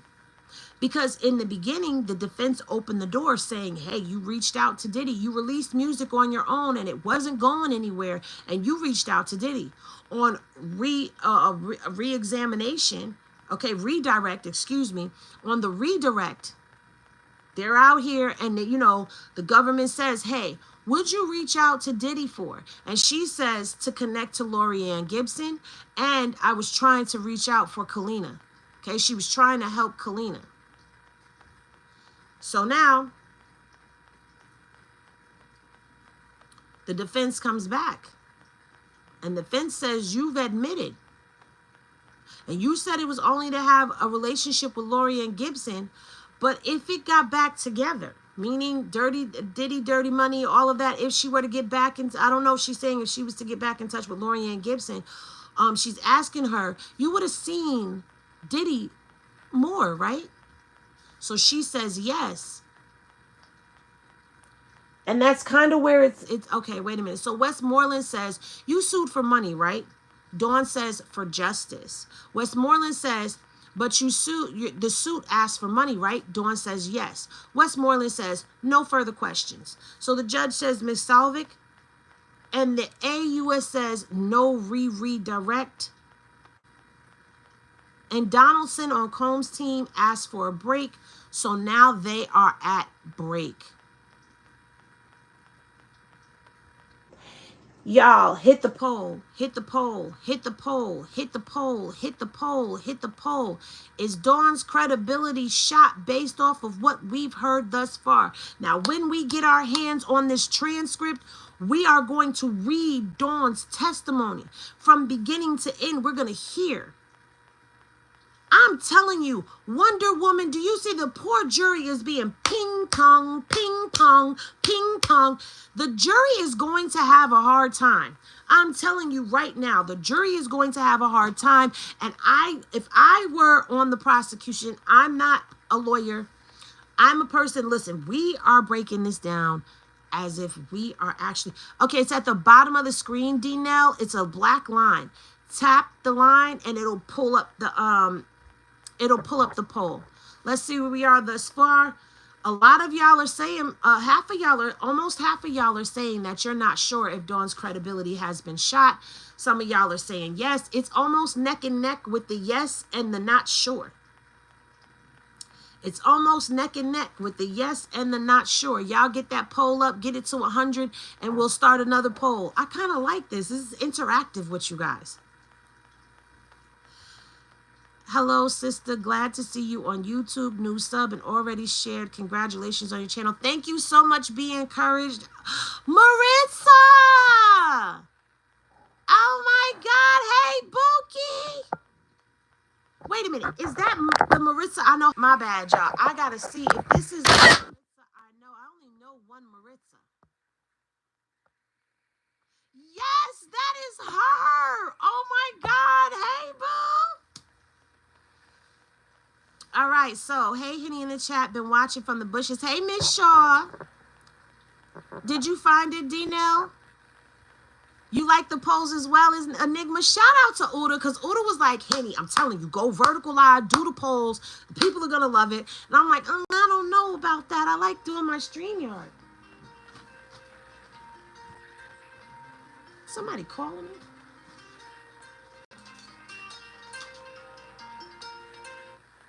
I can call back? Let me not do that. Hold on. Let me just tell them. I gotta call you back. Huh? I gotta call you back. Get yourself together on your microphone when you're on Stop fixing cameras and stuff like that. But bye. When right now? Are you watching me right now? I'll talk to you later. Bye. Bye. Back to work. He said, "Get my microphones together." Anyway, can y'all hear me good? Y'all love the polls. That's good. I think the real testimony that's gonna really put the final nail in the coffin is gonna come to the end of prosecution's witnesses. We'll see who this. Yeah, we're gonna see. We're gonna see who else is rolling out from the prosecution. I think you should do this more often. I'm gonna do this more often. Trust me, these are just the beginning. There's 69 votes. Y'all hit that poll, get that poll up, double tap that screen while you're coming in. Even if you just slid in real quick, just double tap the screen. It don't cost you nothing. You have unlimited likes. It's free 99, and you never run out. You never run out. Thank you for the thumbs up, Evelyn. So yeah, now they're at break, and let me just ask y'all this. I'm not even gonna put this in a poll. Are y'all about tired of every time you turn around, they're going to break? They're doing a sidebar? I'm just asking. I'm just asking because I'm just like, dang, is this how this is going to go down the rest of the time? Like, what are we doing? Do you think Gene is going to testify? I'm not sure if Gene is going to testify or not. He can't testify to anything that happened with Cassie. And I think there's certain aspects, I don't know. There's certain aspects of this that, if Gene comes on the stand, it's going to be over. Are they breaking? Cassie's not there anymore. I thought it was because she was pregnant. Cassie's not there anymore. Her testimony is done. Her and her husband have gone off. She's going to go have her baby in peace. They're having a little boy. Congratulations to them. But Cassie is done as far as we know. But if you know anything about court cases, then you know anybody could be brought back at any point in time. They could be brought back if they figure that they need them to come back to clarify something, to give new testify or attest to. Oh man, all my jewelry just came out the bag. They can be brought back. Now, from what I do understand, my understanding is, and I explained this to you guys before, and I'm quite sure you guys have heard this on other channels as well. If you're watching others cover this, you definitely the defense definitely wanted Kevin out of the courtroom while Cassie was testifying to certain things, because the defense, from what I'm hearing, and this is alleged, is going to try to bring him back for them. The defense is possibly going to call Kevin to testify on Cassie's infidelity and credibility. That's what I heard. I don't know if it's true. That's what I heard. We're going to find out as we see as this trial goes on. What y'all have to remember, and y'all always have to keep in the back of your minds, is that the prosecution has their witnesses and the defense has theirs.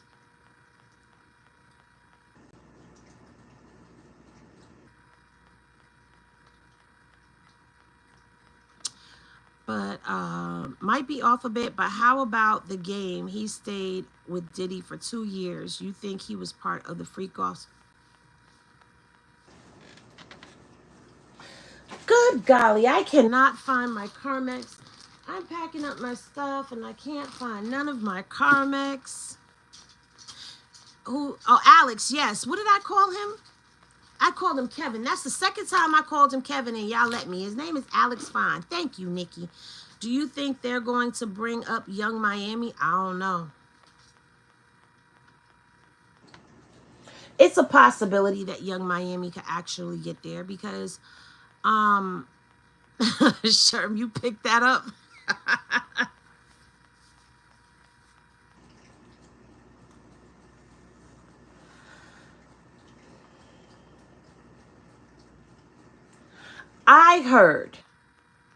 I heard that game is a freak. I heard. What level? To the Diddy level? Don't know. Just saying, that's what I heard. And you know, when you be in this YouTuber world, you start speaking to people, and them people start speaking to people that speak to people, and you start speaking to people that speaking to people that speaking to people, and before you know it, you plugged in. I heard. Oh no. I seen Young Miami under the Combs twins prom post on their personal account. What you doing on their personal account? Get off their personal account, crash out. All right, 20 more and we get a new poll. Game is fun and toxic as hell. And toxic as hell. I heard that too, Henny, about the game. Okay, Rakitha. I heard. We heard. We don't know. It's alleged, but allegedly he's a freak. Allegedly he made it to the big bed. I don't know. And that's the other thing. We haven't even gotten to. Oh no. Don't say that, swagger. Don't say that, swagger. Don't say that. But we haven't even gotten to the backyard parties. The backyardigans, we ain't even gotten to that part yet of the testimony. So we still got a lot to go, a lot of ways to go, a lot of people to go. There's still allegedly 7 more weeks. We're into week 2. There's still 7 more weeks to go of this. This is supposed to be 8 weeks, 2 months of trial. There's a lot that can come out. There's a lot that could happen. Now, Gene Deal did make a prediction, and I'm going to have to leave y'all at this because I have to go get myself together in the big bed in the backyard. Right. I'm just over trying to work and heard he made it to the big bed. Uniquely said, let me go pop up in this live real quick. What'd you say? That's what I heard. Gene Deal said that his prediction is that Diddy is going to take a deal in the middle of this. Now, I don't know what makes him say that he's going to take a deal in the middle of this or him give that prediction. I don't know. But that is something that Gene has said. Shout out to Gene Deal. Rakitha, we not bringing her into this. No, she's over there living her best life. Okay, and she is over there in her God bag. We not. Kerry has hit the stand, y'all. Kerry has hit the stand. They are back. The government calls Carrie Morgan. The government calls Carrie Morgan. Carrie Morgan is on the stand. Damn, I'm mad I'm not there right now. Carrie Morgan is on the stand, y'all. And it's starting. Carrie Morgan. Okay, so now the AUSA Salvik, she is like asking her, where do you live? Kerry says Los Angeles. They're showing a photo and ask Kerry, who is this in the photo? And she says Cassie Ventura. Salvik says, what was your relationship? Carrie Morgan says, we were best friends. Her boyfriend assaulted me.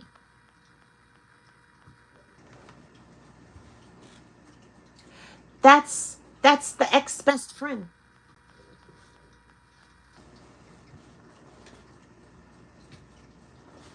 Oh, I can't wait to get my hands on this. Oh, I can't wait to get my hands on this transcript, baby. This is getting juicy. Okay, the poll is at 85. Y'all get that poll to 100, we get a new poll. That's how this goes. You get the poll to 100, you get a new poll.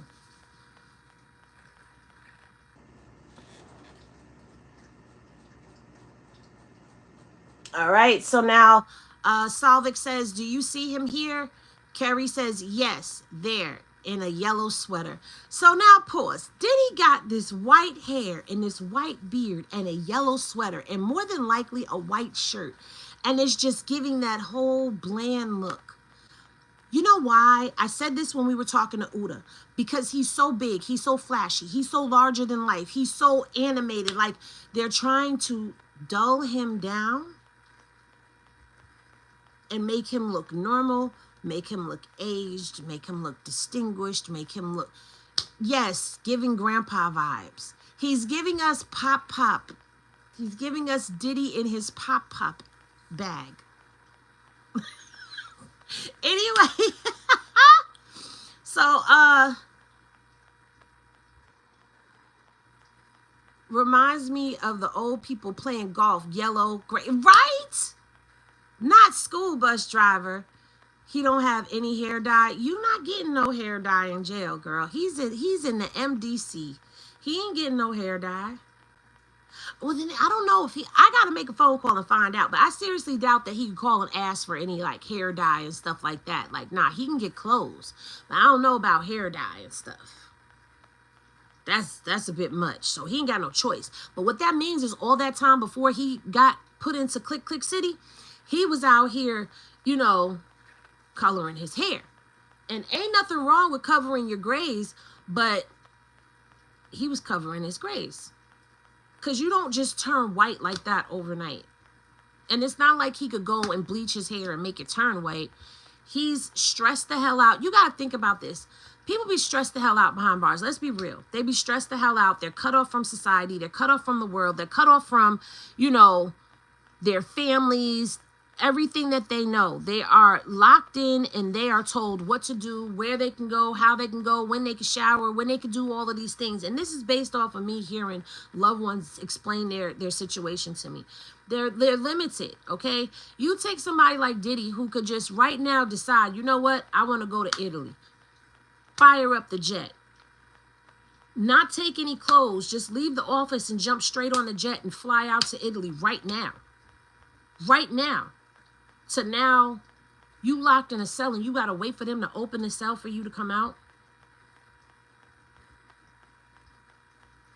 He could say right now, have the chef cook me up some filet mignon and lobster tails and give me some asparagus spears.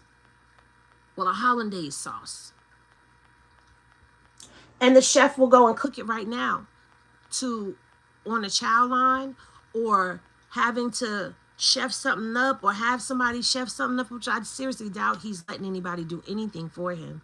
He's confined to what he's limited to what the limitations. And then he's stressed out about his businesses. He's stressed out about his kids. He's stressed out about his future. That stress turns you gray. So yeah, nobody's making fun of Diddy with his gray hair at all. I'm not. I mean, we're making jokes, but I mean, at the end of the day, you got presidents that go into office and come out gray because of the stress. Yes, they need to blur Diddy. Oh, you said bury. I thought you said blur. Like they need to blur Diddy the persona and they're trying to show you Sean John Combs. Or whatever his middle name is, okay? All right, let's get back into this really quickly. All right, so she said he's sitting there in a yellow sweater. So they said let the record reflect basically that she identified Diddy. So Slavic says, why are you here? Kerry says, I got subpoenaed. Slavic said, where did you live with Cassie? So Kerry says, in Manhattan, right? So Slavic says, did Cassie drink? Carrie Morgan says, not much. Slavic says, any rugs? Carrie Morgan says, none. Slavic says, what was she doing for work? Kerry says, modeling. Then she recorded me and you. Slavic says, when did you learn they were dating? They meaning Cassie and Diddy, of course. And Morgan says 2007. So now Slavic says, did you travel with Cassie and Mr. Combs? Kerry says, yes. Ibiza, or Ibiza? I don't know if I said that right. And Miami. Okay, so Slavic says, what rugs did Mr. Combs provide? Kerry says, Molly, Mary Jane, and E. Well, she said ecstasy, whatever. Slavic says, which did Mr. Combs take? Kerry says, all. Did you take, so now Slavic says, did you take rugs along with Cassie? Kerry says, opioids. So this is where it starts getting a little, you know. But this is going to heat up because this is the best friend. This is the best friend. And I don't know if, I think this is the one that got hit with the wooden hanger, guys. I think this is the one that got hit with the wooden hanger.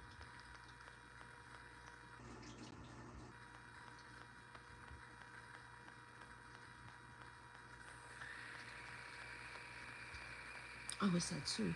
It don't matter. I still would have to go and get myself together. So what she's done there, what Kerry has done, is she has established that Cassie was not using any substances prior to. She drank occasionally. She was not using any drugs prior to her dealing with Diddy. And when they were doing drugs, they were doing opioids, which Cassie has attested to. Okay. So she says, Slavic asks, how did Mr. Combs act? Kerry says he would yell at Cassie. She lost her confidence big time, lost her spark. Slavic, did Mr. Combs talk down to Cassie? Kerry, yes. About her looks, who she talked to. So Slavic said, did he contact you looking for her? Kerry says, a lot. Now remember, oh, y'all already had got the poll up. All right, so a lot of y'all said that you didn't know. And it's a close one between the yes Dawn's credibility and no Dawn's credibility has been shot. But majority of y'all do not know if her credibility has been shot. And I absolutely respect that because we don't know. Weirdos. All right. So I don't know what they're trying to establish aside from the pattern of history, maybe the verbal, the psychological, because again, when it comes down to dealing with being assaulted, there is a psychological component of it, but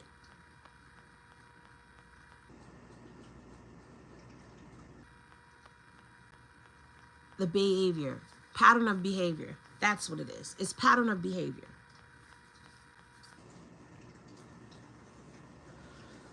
It's a pattern of behavior. And doing things in front of people causes intimidation. So it's the intimidation aspect of it. And it's just crazy to me because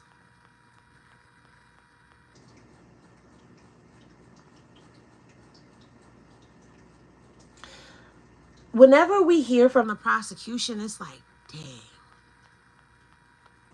But then when you hear from the defense, it's like, oh. Or it's like, I don't know. Like, everybody has different emotions when it comes down to different people. Who would have thought Diddy would take that? Sherm. Dave Chappelle needs to make a new Diddy skit just for the culture. I don't want to see what Dave Chappelle is going to do. I don't.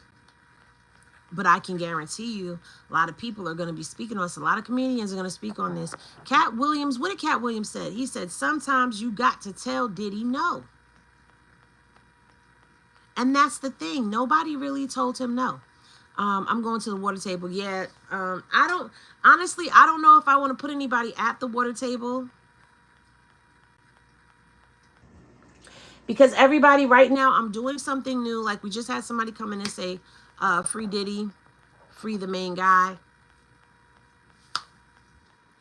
Let them chat. Like I'm either they're gonna listen or they not.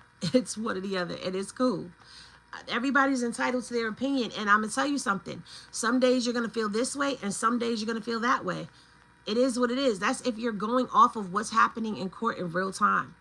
Now, it looks like, and I'm trying to look at this because I'm like, dang, I'm kind of seeing how people are taking this to be domestic violence, but it's really not domestic violence. It's showing a pattern of behavior. It's showing a pattern of intimidation.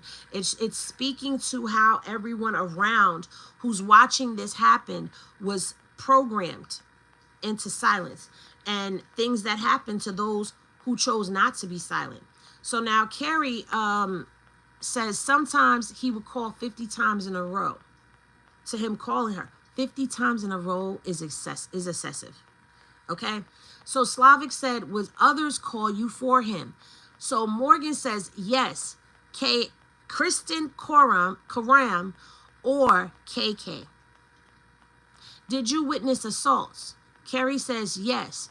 First in the Hollywood Hills, Ruben, one of his security guards, was there. Ruben, one of his security guards, was there. So now here we go. She's witnessing this. So now what is the effect of you seeing this happen to your friend? Now we heard the effect of what it had on Dawn, and it made Dawn stay quiet. She didn't want to get involved. So now I want to see where they're going with this. Because, all right, you've already established that you traveled out the country with him. You've established that you've seen what Cassie said was true. So you're further building her credibility as to the foundation of your case. This is what I'm taking from it. I don't know. I could be wrong. I could be wrong. I could be all the way wrong. I am not above being wrong.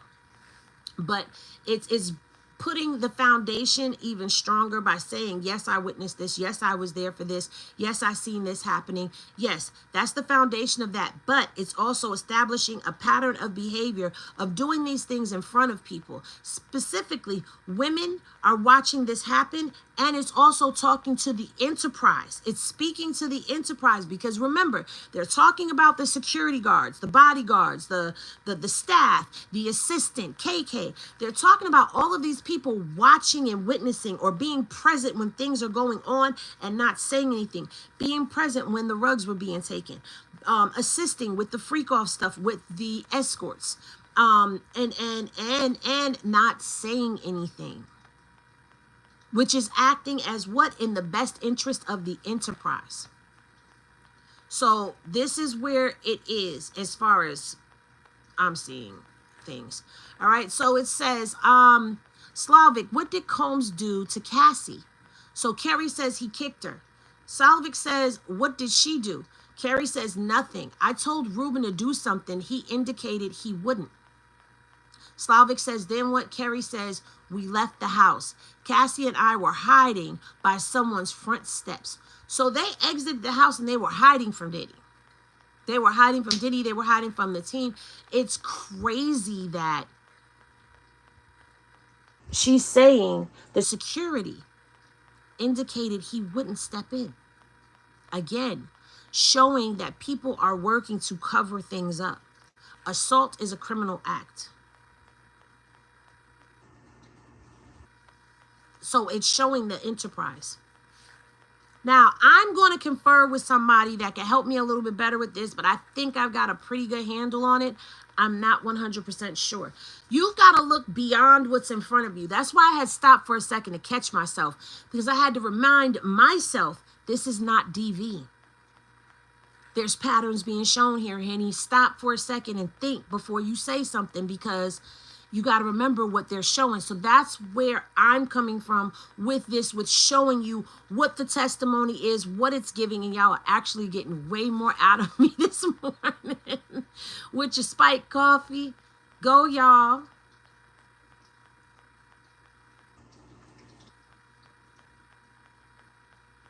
So now, let's see.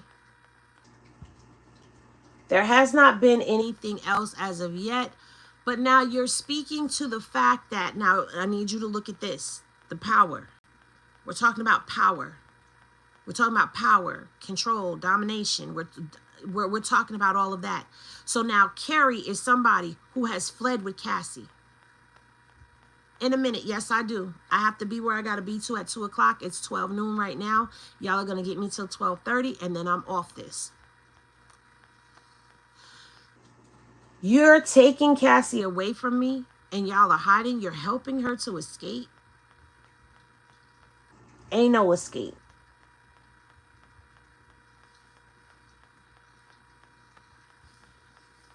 Ain't no escape.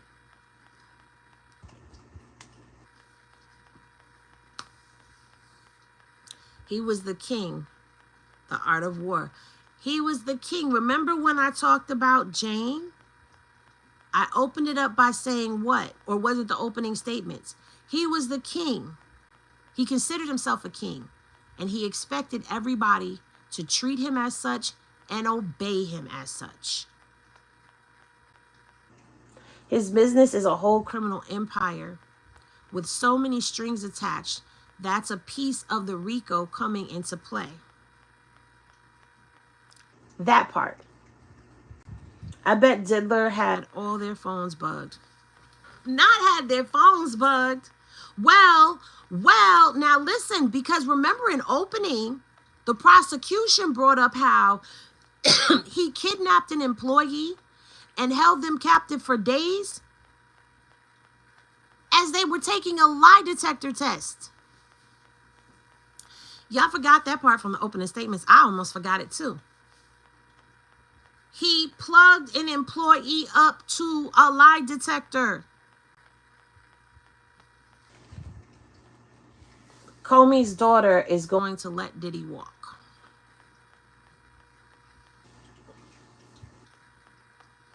Kevin, I thought his name was Alex. Yeah, Paulie, I corrected that. You must be back in the video. It's Alex. Alex fine. I said Kevin. I don't know why. He gives me Kevin vibes. This is Bad Boy for Life. Hits different now since this trial. It does. It really does. Did you hear what Suge Knight recently said? No, I did not hear what Suge Knight recently said. What did he say? He was talking about Diddy and this trial. I hate this nose ring because it always looks like I got a booger in my nose and I don't. It's the nose ring. What did he say? Mr. Mars. We ain't going nowhere. Oh, we can't be stopped now because it's Bad Boy for Life. Oh, the lyrics. Oh. All right, we don't have anything else coming from Inner City right now. Yep. Said Diddy done favors for the government and will get a pardon from Trump if convicted. Now, pause on that because Trump was at the Diddy parties.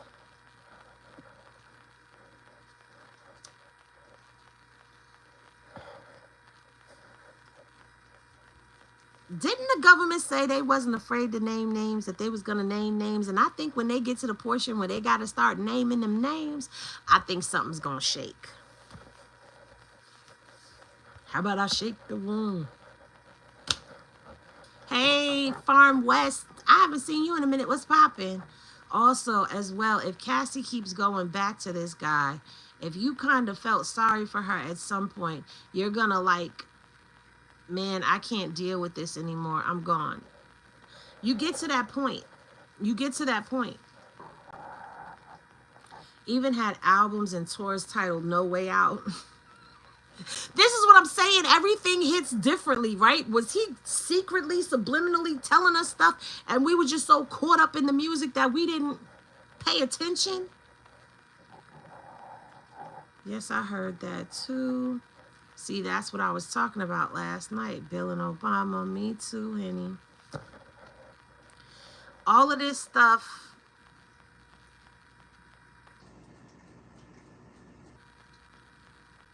I don't know. This is crazy. Just editing and family-ish, but I'm back tapping in, coming to get that Henny. Aw. Well, right now, I've got CS2 on the back burner, and I'm stepping forward with this Diddy stuff. I love the song by Nas and Diddy, Hate Me Now. Def hits different now. Everything hits different now. Like this, I don't know. Okay, that's the new poll. That's the new poll. All right, this the last poll, and then we out of here.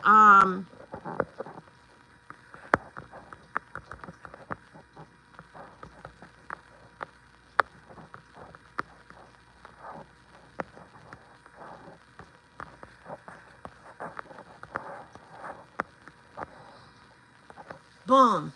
Is Diddy's reputation shot after this trial? Y'all hit the poll. I don't know if Aaron Hall is testifying, but I know that there's a case against Diddy and Aaron Hall as well for sexual assault. And that's the case where Devontae Swang was in the other room. Not Devontae. Say it ain't so, Devontae. So Slavic says, and the next time that she watched Diddy do this, with Cassie. Kerry says, in Jamaica, I saw him drag her by the hair. I ran back to get her purse and phones so we could leave. Slavic says, what did you see next? Kerry says, I thought she was knocked out. Then she got up and ran into a wooded area.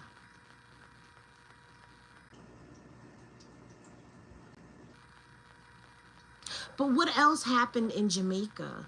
See, this is the whole thing. We're not getting everything. We're only getting bits and pieces. I gotta get my hands on this transcript. I have to get my hands on this transcript. Y'all double tap the screen, get them likes up, and make sure you hit that poll. Get that poll to 100. It's at 36 right now.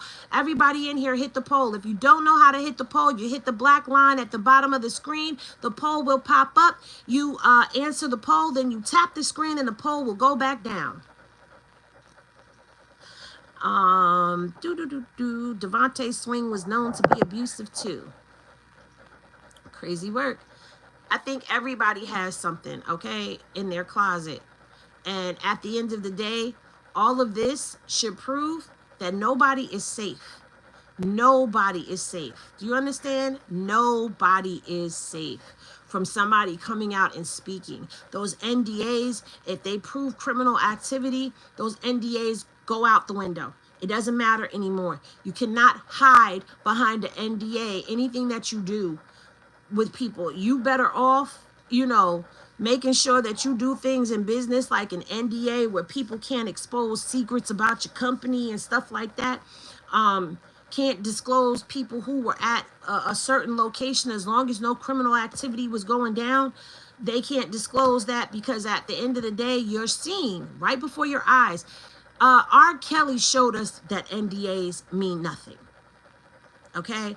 And we actually had gotten our hands on one of the alleged NDAs that Diddy was giving to people. And it said that even after the people passed away, they still couldn't tell the story. And you know what that meant? That meant that you could write a memoir, you could do all of that, but your family better not publish it. You can't even speak from the grave about things. Like, that's how his NDAs allegedly were written. I don't know which video that is. I'm going to have to find it and try to see if we can pull that up at a later date. But definitely, we learned that with R. Kelly. Trump ain't pardoning nobody unless a man that's trashed him publicly, almost threatening him in a rant one time. Wait. Ain't pardoning nobody, especially a man that trashed him publicly, almost threatening him in a rant one time. Oh, I forgot about that. Them shiny suits turned those who wore them out. Aren't the first words in the song, I'm the definition of half man, half drug? No, that's not what it says. Is it what it says? I don't know. Write a book if they decide to write anything down. Yeah, double tap the screen, y'all. Tap that, tap the poll at the bottom of the screen as well. Tap the poll to pull it up. Yes or no is the only option that we have right here. And then you drop the poll back down. I was going to put time will tell, but I just want to see where people are at right now with the thoughts as to whether or not you feel like his reputation is shot right now. With everything that has been testified to in court by Cassie, by the agent, with him still doing freak-offs or having freak-off supplies all the way up until, remember last night we talked about this. He had a mood light, a hard drive, and everything. There was, and the freak-off supplies. All right.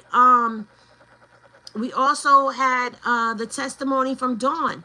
Dawn's testimony. Did that do something? And now we have Kerry on the stage, Carrie Morgan, who was Cassie's best friend, testifying to things that are going on. Thank you so much for the clap. I appreciate that. Thank you. The clap is sealed. Thank you. I suspect Diddy took out ODB, Pac, and Biggie. Now, why would he take out ODB? Was Diddy and Mace wearing shiny suits or baby oil tuxedos? Why are y'all like this? We need a poll. Serious question. I'm not polling that. Okay, Swagger, I'll poll it in the next video. You got to remind me in the next video to poll it. Damn, Diddy. Some or most of us rocked with you and the music. Now we looking at you like, what the F? Yeah, but you know what? That's another one. You heard Chopper City said about which part? Because Chopper been out here talking. Ever since Diddy been in Click Click City, Chopper done came out of hiding. And he been out here talking. Everybody is talking now. I'm telling y'all, this is like David versus Goliath. And Goliath is away in Click Click City. He has limited reach and range. He can't, the only way that he could do anything is through his lawyers. And if his lawyers break the law for him and they get caught, they getting their license. They're getting banned. They're not gonna be able to practice law. Hey, thank you for the Sunday. Thank you for the heart. I appreciate y'all. I'm glad I'm a Tupac fan. I'm a Tupac fan too. Look at when ODB interrupted an award show and how Diddy approached him afterwards. So you think he took him out for interrupting an award show? Every baby in the freak off pictures was smiling. Nobody was crying and sad. Even Meek Mills was smiling. So what is Diddy in jail for? Looks consensual. Prostitution. Escorts is prostitution, you guys. I'm not, look, somebody please remind me to go find my video breaking down those pieces that actually constitute RICO. All right, so back to Kerry's testimony. AUSA Slavic, okay, this is her question after she says that Diddy assaulted Cassie in Jamaica, okay? And she ran out into a wooden area. Slavic says what happens next. Kerry says there were 2 golf carts in the driveway. I got in one and Sean got in the other. We went in different directions looking for Cassie. Slavic says, did you find her? Kerry says, yes. Then we hid in a ditch whispering. Slavic says, what about the incident at Comstock Apartments? So Kerry says Cassie came back with a hoodie covering her face. Then Sean came and tried to get in, hitting the door with a hammer. I called D-Rock. Slavic says, did he get in? Kerry says, no. Then the police came. Diddy is at her door with a hammer. What kind of hammer? Because, you know, are called hammers too. Or was it a hammer? Like you nail things into the wall hammer. Like what kind of hammer was he banging on the door with?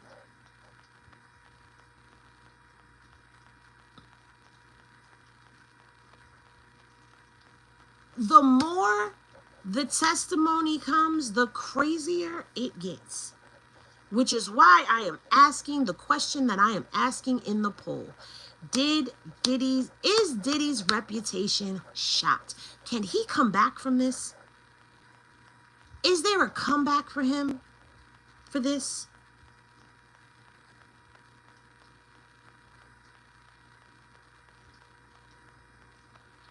That's crazy work. She came to the house with a hoodie covering her face. And then Diddy came and tried to get in. Hitting the door with a hammer. Now, what is this doing to her as she's sitting here watching this, seeing this happen with her best friend? Child, well, we all know King Tootsie isn't packing the kind of hammer the ladies like. Uniquely. I just said there is no water table during the duration of the Diddy trial. You gonna make me put a lemonade stand up. Okay, let me see. ODB was Wu-Tang is for, thank you for the clapping hands. Said Wu-Tang is for the kids. Diddy makes good music, but Wu-Tang is for the kids. Diddy approached him like he's the mob and had some words for him. I don't know about ODB. I don't know about that. Heck no. If so, it's going to take a miracle. God, the Father, Son, and the Holy Spirit. No, he's going to be in jail. He'll have freak-offs in there. He likes men anyways. Guys, there hasn't been any testimony to any of that stuff. I don't want to talk about that. I only want to talk about the case. I don't want to talk about that stuff. Nah, Meek was butthurt. He wasn't smiling. He was bent of struggling. These people trying to sell me houses. I'm not ready for a house. While Diddy calling him daddy. Oh, Lord. Some men love Tootsie Rolls. You know what? All y'all are doing is making me think about that Drink Champs. When he put that pressure on Fab, and Fab looked so uncomfortable. When he was like, I love it when you call me daddy. Did you see everybody's face when he said that? Why you don't party with me no more? Like, thank you for the 100.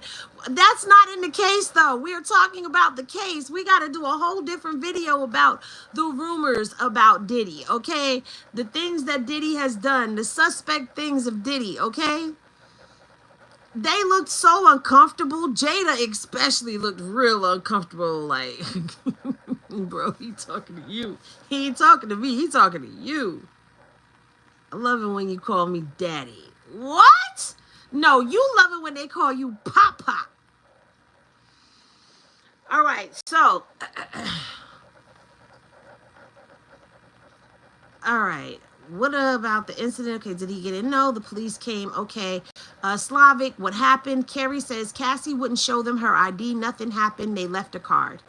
Slavic says, read this message. Did you see, did you send an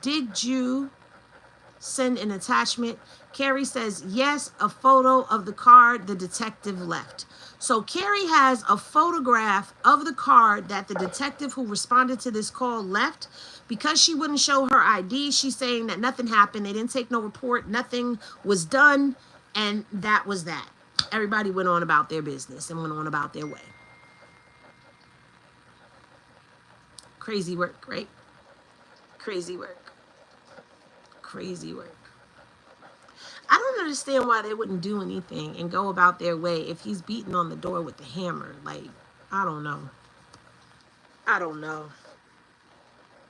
Daddy was trying to get Mike Tyson in that one interview. Oh, Lord. Justin made a song about a Diddy party. That's a tell-all.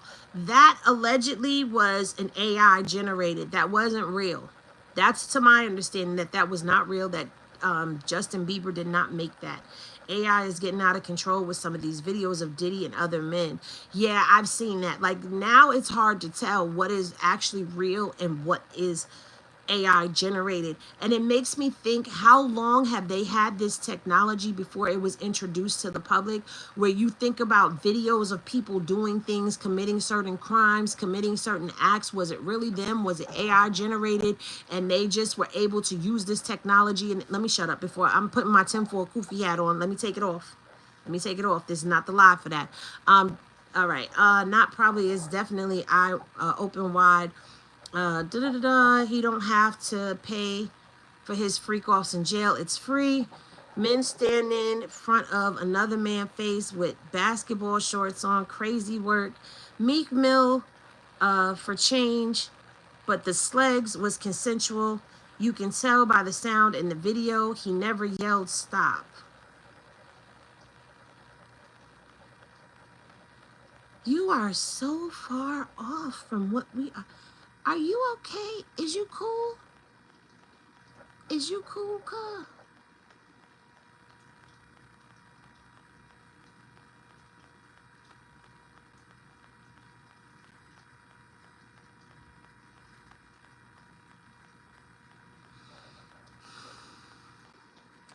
Diddy's not denying the freak offs.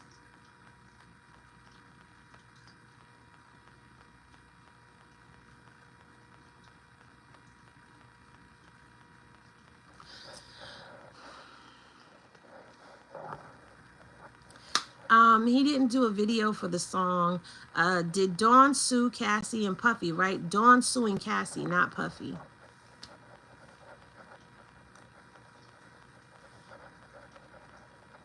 Oh my God, we don't even know if that was real.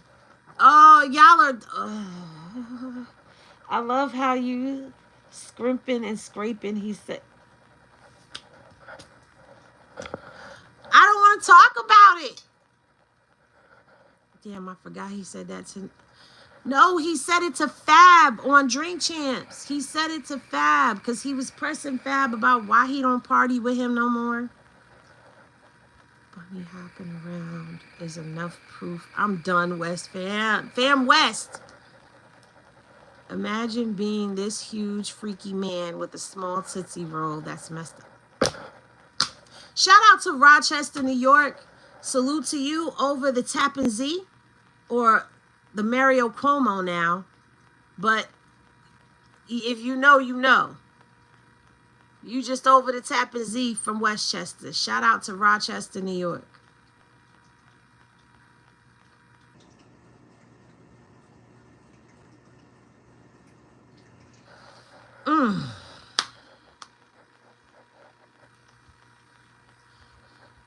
I'm done. Y'all are talking about the bunny hopping. I'm getting ready to get off of here. All right, y'all. So listen, it is 12:30. Y'all have gotten an hour and 30 minutes. No, y'all have gotten more than an hour and 30 minutes out of me. I have to go. I have something to take care of. But I will definitely be back later on today. We are definitely going to keep getting into this Diddy stuff because, oh, let's see what the poll says, because y'all definitely got that poll together. And it says 82% of y'all say that Diddy's reputation is shot. Whew. So the public has spoken. Okay? Y'all believe that the reputation is shot? And I ain't mad at you. But anyway, thank y'all for tapping in and tuning in to Spike Coffee in the Morning with Henny, with that girl Henny. I will see y'all a little later on today. If I don't, then I will definitely be dropping Dawn's testimony from the transcripts from Friday. And I will see y'all in the next video. Love is always love. Remember to vibe high. So